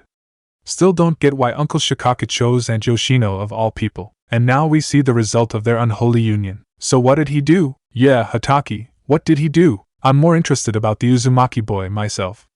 Still can't believe he passed. He's not a bad kid, Iruka protested. Troublesome, but not bad. Careful with that word, or people will think you're one of us. Iruka glanced at the random Nara cousin that had just popped up by his side. Bad? No, troublesome. Maybe he secretly is. He's got the hair for it, another Nara said, poking his ponytail. Iruka hastily ducked out of the way. Might as well call the rest of the pineapple heads here. How about that? Who are you calling a pineapple head? I'm not calling you anything. Just saying that you can't hold your liquor is all. Oh, damn it, Fujiwa, you're as dumb as an ox. What did you say about me? He said you're as dumb as an ox, Fujiwa. No, I didn't. I said you're as smart as an ox. Oh. Okay.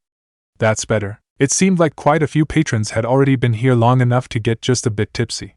One of them stood up and fell over, and had a friend not caught him in time, he would have chipped a few teeth against the floor. As his friend dragged him away, Iruka realized that there was now an open seat, and started edging past the crowd to get to it. So how are they? Asuma asked, scooting backwards a little bit so that Iruka could get to a recently vacated chair. Alas, it was not to be, for just when he had made it past him, someone else had taken the spot, and he was left standing in the middle of the room again. They're good kids. They get along. Of course, I'll have to do something about their clothing choice, Kakashi muttered. Orange. Orange. What the hell was the Sandaime thinking, letting him run around in clothes like that? He's already blonde. He suddenly sat up straight, as he realized, I've got 2 blondes on my team, Asuma, they'll stand out like fireflies. Help, I'm sure they'll be fine. You have white hair, and you're still here, aren't you? Yeah, I suppose. Sakura has pink hair, if your misery wants company. And she wears red, a woman in a dress of bandages spoke up from behind Asuma. And all this business with using 3 different types of conditioner. I don't know what it is with Kunoichi these days. All she ever seems to talk about is dieting and looking pretty for boys. Ah yes, Kakashi muttered. That too, if we're going down that train then I suppose I should complain about that big red target sign on the back of Sasuke's shirt. He refuses to cover it up too. Something about his clan and whatnot. Asuma knocked back another shot glass. Not that the big red swirly mark on the back of our flak jackets are any better, I guess. Have you tried telling him that those shirts were only for wear inside the village? The woman, Kurenai asked. Anyone who remembers the Uchiha clan knows that all of them, even Fugaku, covered up on outside missions. Asuma reached for another shot glass and started complaining something about stuck-up little genin who don't know what's good for them. Iruka half-heartedly listened to the newly minted Jonin sensei complain, truthfully, unfortunately, about the young students that he had worked so hard to train. He wondered if he should just move, when just then, another seat opened up, on the other side of the room, near the door. Iruka took this as an answer, yes, and this time, he was determined to get to it before anyone else did. To be honest, I'm seriously worried about Sasuke, he could hear Asuma saying. He's skilled, but he's got terrible team dynamics. Is he just antisocial, or does he actually go out of his way to hurt people's feelings? Kurenai asked. Because if he's just antisocial, he doesn't do it on purpose, I don't think, but well, he's blunt. And Hinata's a sensitive girl. He doesn't go out of his way to hurt her on purpose, but he definitely makes it clear that he doesn't respect her. He considers Choji to be quite beneath him, too. He works hard to hone his skills, at least, but he doesn't seem to appreciate the fact that his teammates are also doing the same thing. At last, Iruka had reached his new seat, and was just about to settle down onto the cushion to relax, when, my great and esteemed rival, I hear rumors that you finally passed a genin team. Is this true? Then let us rejoice. and one day our teams shall compete in a contest of youthfulness. And Irika Yumino found himself wobbling back in his original seat, courtesy of a Kawarini. The door to the bar was swinging emptily on his hinges. That jerkass. Hataki? Asuma Sarutobi gave him a sympathetic look. Hataki, he confirmed. My dear and cherished rival. But where are you going? Cheers, Asuma nodded, pushing a shot glass at him. Irika took a good, long look at it, and then decided, what the hell, and emptied it. You think Naruto will be okay? Irika asked, feeling the burn of liquor on his throat. Kid, no one in our profession's ever okay, Asuma replied bitterly. But yeah, he'll be okay. Chapter 5. It's all about that money. Kakashi-sensei plays Super Smash Bros. Why the hell are you picking Jigglypuff? Jigglypuff sucks. Super slow, zero reach, and the special attack does more harm than good. It's literally a freaking marshmallow. 20 games later, he just won. Again. With Jigglypuff. Again. How? 3 words. Killer aerial acceleration. About 1 month later, children, Kakashi called.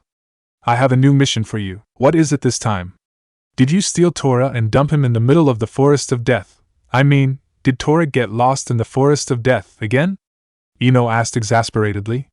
Ah, yes. That had been a standard retrieval mission. Better than that time we had to babysit that kid, and poorly balanced kunai towers randomly appeared next to him every time we even blinked, Naruto said. Well, how else were they supposed to learn how to guard someone properly? Important officials and rich merchants attracted as much trouble as babies did. Or that time we had to repair some house, except he kept throwing rocks at us, Ino added. Yeah, that was a fun one. You never knew when you might have to build strategic outposts while under fire, or dealing with the Earth-style headhunter jutsu when we were trying to plant leech-infested rice paddies. Well, that might have been a bit excessive, but at least Naruto was no longer orange after that, right? And remember when he made us barter for groceries in the farmer's market with all those angry fishwives instead of the store like normal people where things are actually arranged in an organized fashion. But of course, it was part of their culture, for God's sake. No self-respecting ninja went through life without learning how to extract every single penny from each transaction. And don't even remind me of when he made us walk the long way around Konoha to get to a shop that was literally 30 feet away from where we started. Well, patience was a virtue, and as shinobi, it was important that they learned to grit their teeth and follow orders, even if it seemed completely stupid. 2 words, rice cakes, Shikamaru interjected, joining in, and Ino and Naruto both nodded vigorously in agreement. Ah, yes. Rice cakes. Okay, so that had just been to mess with them, but it was still fun. I bet we have to clean someone's pool, and so he's going to tie us to bricks and chuck us in there just to see how long it would take us to escape.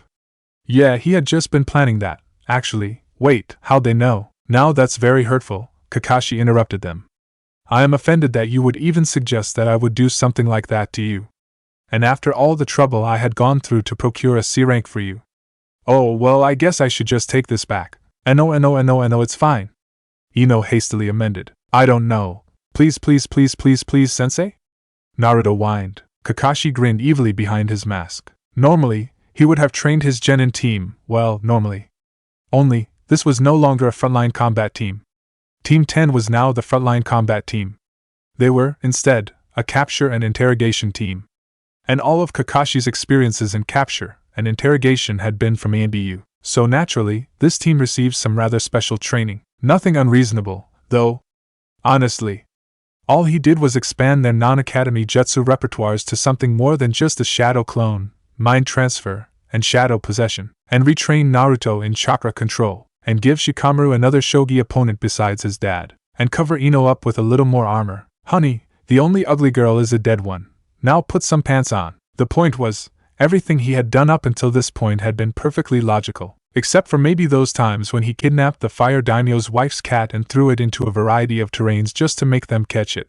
What better way to simulate a tracking mission in safe simulated conditions than with a pet that fought back? Various training grounds, the woods, a random field of nothing but desert brush, a river crossing full of floating logs, a mountain cave system, a maze-like canyon, the red light district.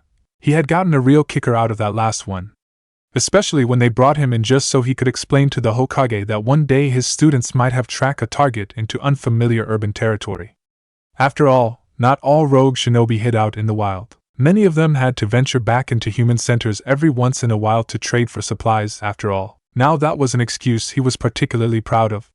He'd stash it up there with "I got lost on the road of life." He didn't get why the Hokage had been so mad at him. It was thanks to him that Konoha got all that extra money and missions. Everyone won, except Tora, but Tora didn't count because Kakashi hated it. Just kidding. It's a D rank. You're cleaning someone's pool. And I actually wasn't going to tie you to bricks. Okay, he was, but now that you mention it, that seems like a great idea. Wah! I'm sorry. Speaking of C ranks, though, maybe they really were ready for one. The road to Suna. We'll set up camp here, Kakashi-sensei said, holding up his left fist at a right angle. Shinobi sign language for stop, at least, in Konoha anyway. Every hidden village had its own set of rules. However, we wouldn't be learning them before becoming fluent in this one first.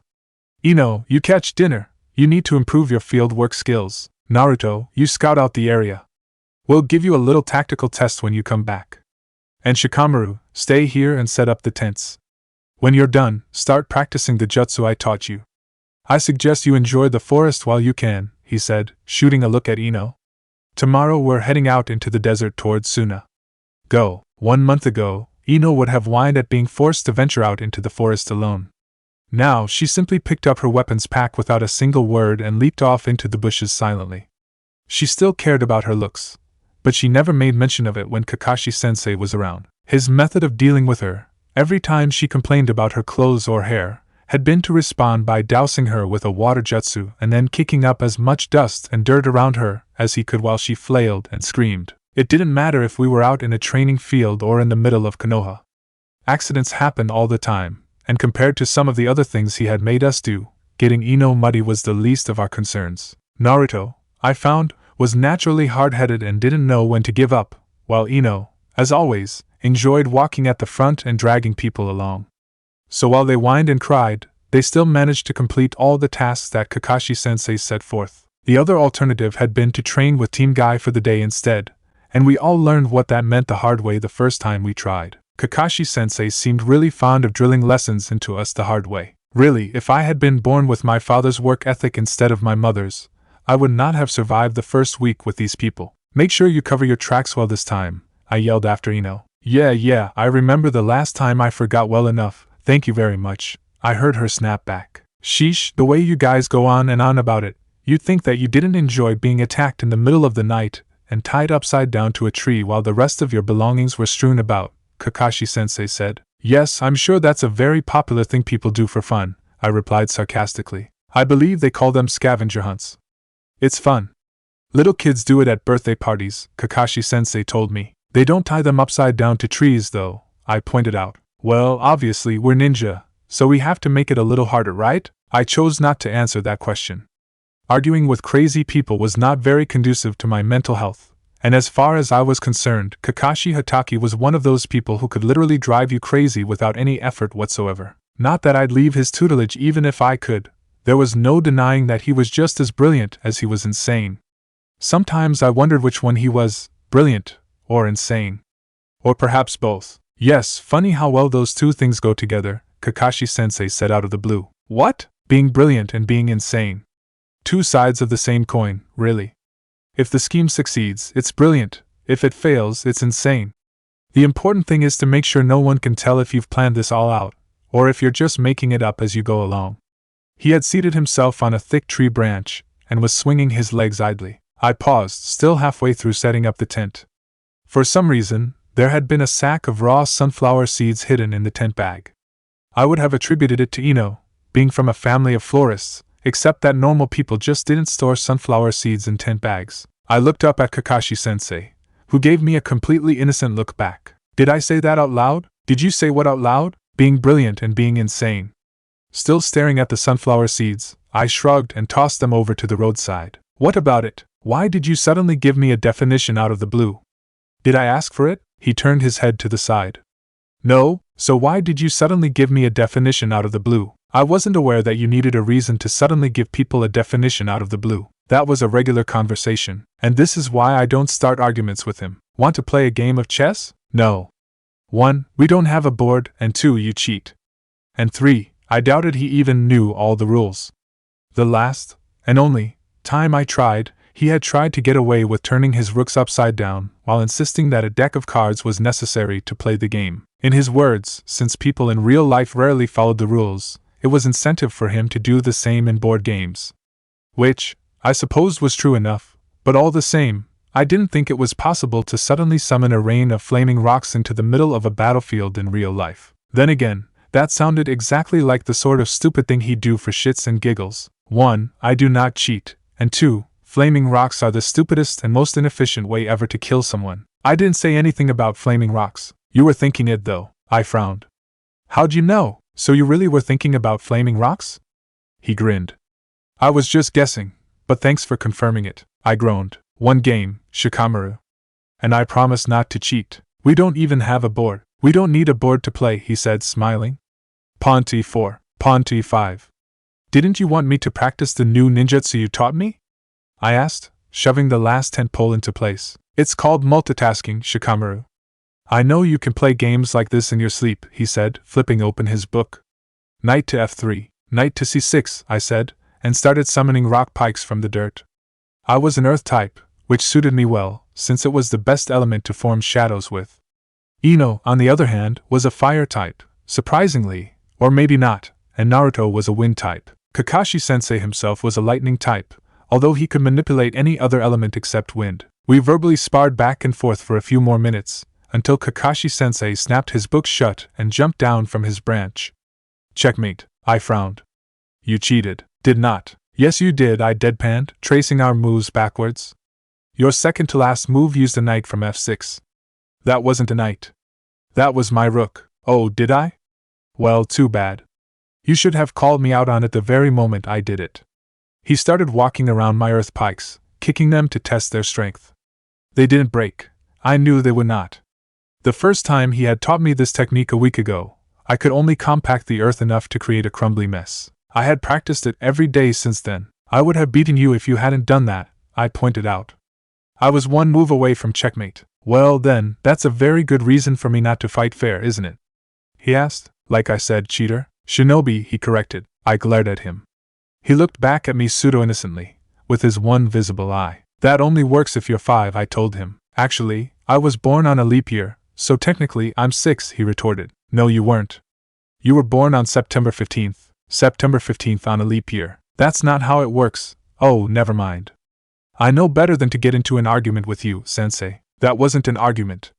We were having a friendly conversation. I declined to answer, and simply kept molding my stone pikes until Ino and Naruto came back and took their share of dealing with our incorrigible teacher.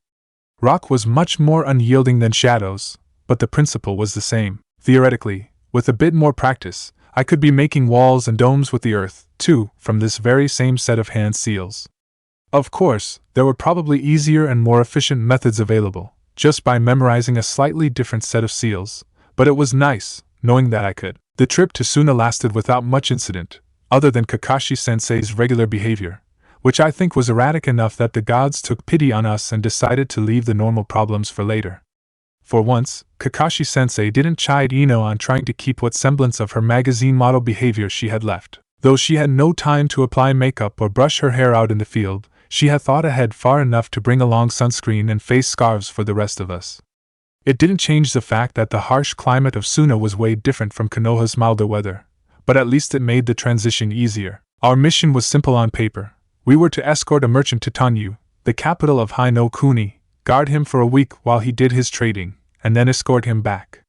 Not the standard capture and interrogation thing that our team was built for, but it was still important that we familiarize ourselves with various mission types anyway. Come to think of it, that was probably why Kakashi-sensei purposefully made all of our D ranks way more difficult than they should have been. In reality though, the general attitude in Suna was just as welcoming as its weather, that is to say, not very. Though it could hardly be attributed solely to the unfriendly nature of the people.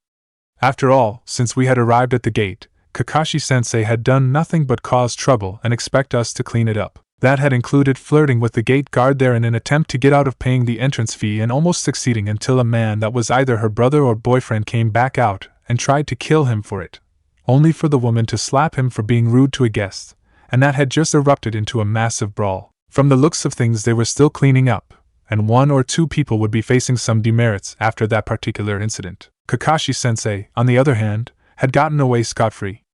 I think he still hadn't paid the entrance fee either. I wondered what he was going to do with the extra money. It wasn't even that much. From the open record mission books, I knew that Kakashi-sensei had been on a massive number of A ranks, not to mention dozens of unlisted S ranks, and those both paid extremely well. One S rank was enough to cover room, board, and meals for an apartment in the nice part of town for several months, and he had disappeared from the official mission record book for 10 years, either a sign of being a missing nin or ANBU, and they didn't let missing nin teach genin unless their heads were detached from their shoulders first. Judging from his sparse hobbies and limited wardrobe, it could be said that my teacher was a frugal person by nature. That didn't even include his ridiculous skill in deception. He was the type to walk out of a casino richer than he walked in, every time, unless he was a drug addict.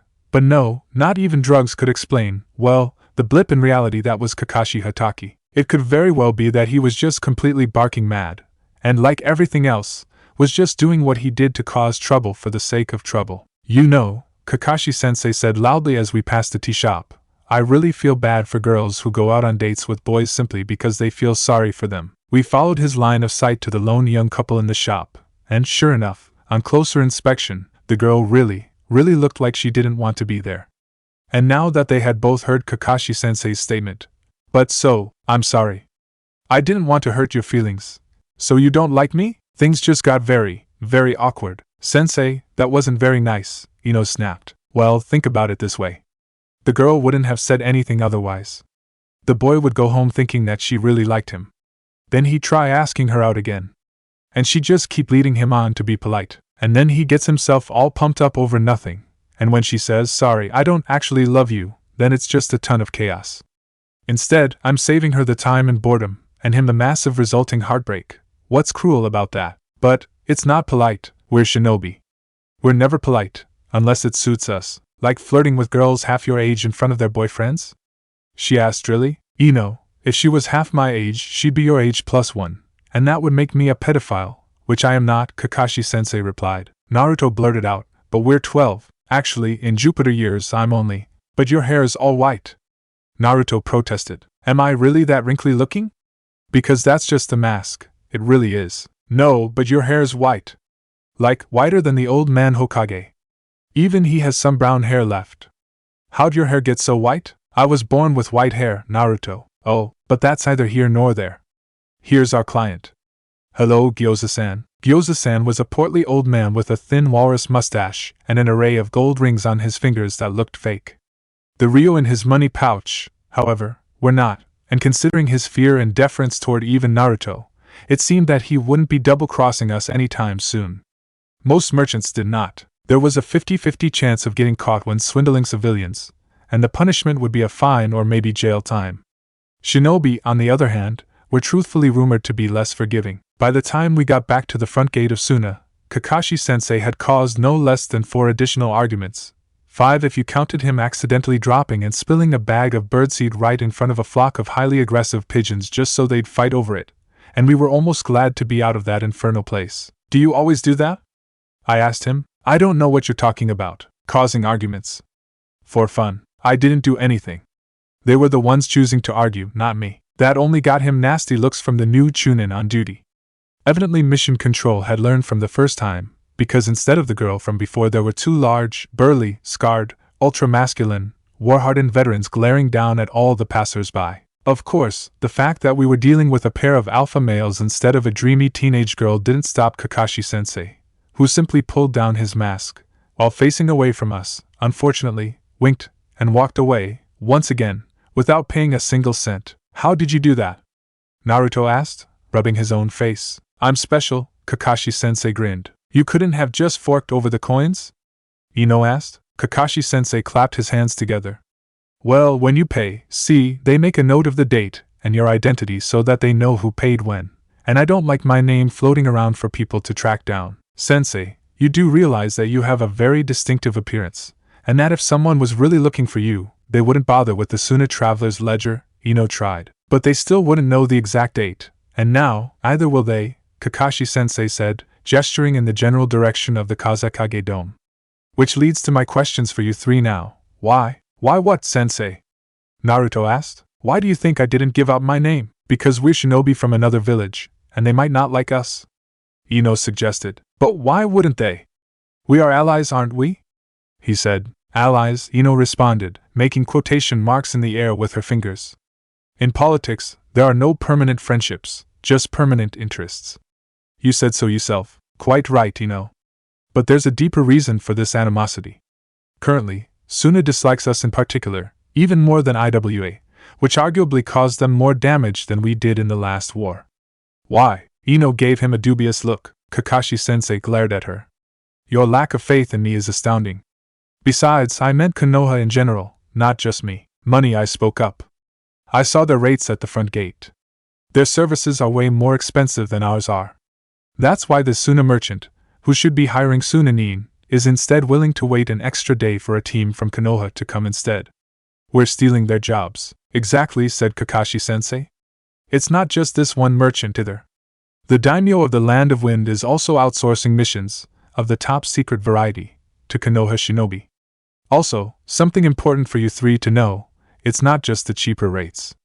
It's also the advertising and PR. Konoha is unique in that we spend a great deal of effort in maintaining our squeaky clean image. You really don't think our village is a land of nothing but smiles and laughter, do you? Ino faltered. We have ANBU and assassination missions too. Some of the things we do are just as nasty as the rest of the hidden villages. We're just better at faking the facade of being the nice village. Really, the only difference between us and them is that so far, we haven't been the direct cause of a hidden war just yet. The last three all came from Suna Iwa Kiri territory disputes, Kakashi-sensei explained. Sensei, just how bad is it? Ino asked. This money war, I mean. Officially, the financial statements of each hidden village are private information, so I know nothing, and neither does the rest of Konoha. Behind closed doors, while our mission rate has grown about 30% in the past few years, theirs has dropped about 40%. Well, that's not good, Naruto scratched his head. This won't end well, will it? Shouldn't we tell someone about this? Kakashi-sensei chuckled mirthlessly. You think the Hokage doesn't already know? Believe me, he's been aware of this from the very beginning. Taking advantage of it, in fact. Naruto wrinkled his nose. But if they hate us, Kakashi-sensei sighed. What do you suggest we do, Naruto? Raise our prices just to placate another less competitive village? A shinobi village is a business first and foremost, Naruto. If you want to be Hokage, you'll have to understand that. This is as fair as it gets. But what if they do something backhanded to us because of... Naruto trailed off. You know. People get desperate. And what makes you think that they won't do the same thing, even if they are prosperous? Well, because there's no point, right? I mean, trying to cheat someone else is a gamble, and if you get caught, things can get really bad, but if they're desperate enough that any payoff is worth it. Naruto scratched the back of his neck. I don't know much about politics, but I've been poor before. When I ran out of money, I'd always go to Hokage-san and ask for some more, but these guys can't do that, right? Is 40% a lot? 40% is almost half, Naruto, Ino said. Oh, are you worried that Suna will try to attack or sabotage Konoha over a 40% mission drop, Naruto? Kakashi-sensei drawled quietly from behind his book. I don't know. Do you think it'll happen? Because if it's not going to happen, then I won't have to worry, will I? Naruto said. What do you think, Shikamaru? Kakashi-sensei asked. I frowned. I don't know what they will do. But if this goes on, then yes, they'll definitely do something. It depends on our income curve. If we raise our prices, will that cover for the amount of missions we lose? What if I told you that, hypothetically, our prices are very carefully determined and set by a board of highly trained accountants, and that what we are charging right now is the optimal price, no questions asked? Kakashi-sensei whispered. And hypothetically, what if this situation was real? Would you sacrifice some of Konoha's income, in anticipation for dealing with damages from Suna that may or may not come? You saw the sign at their front gate. Even if we raised our prices a little, people would still come to us. Matching our prices with Suna, even temporarily, will result in a greater loss of money than they could ever deal us in war reparations. What would you do if you were the Hokage? Naruto swallowed, and finally answered, keep smiling and pretend nothing's wrong. Kakashi-sensei let his one eye coast over us slowly. Image is the second most important thing to survival. Remember that. First determinant is what you know of yourself. The second is what others think of you. Everyone wears a mask. Like you? I couldn't help asking. Yes, Kakashi-sensei answered. I had expected another half-lie at best, but his self-satisfied smirk told a completely different story entirely. Yes, exactly like me. Then the little truth I saw was gone, completely wiped off his face by an infuriating smile hidden behind Ika Ika Paradise.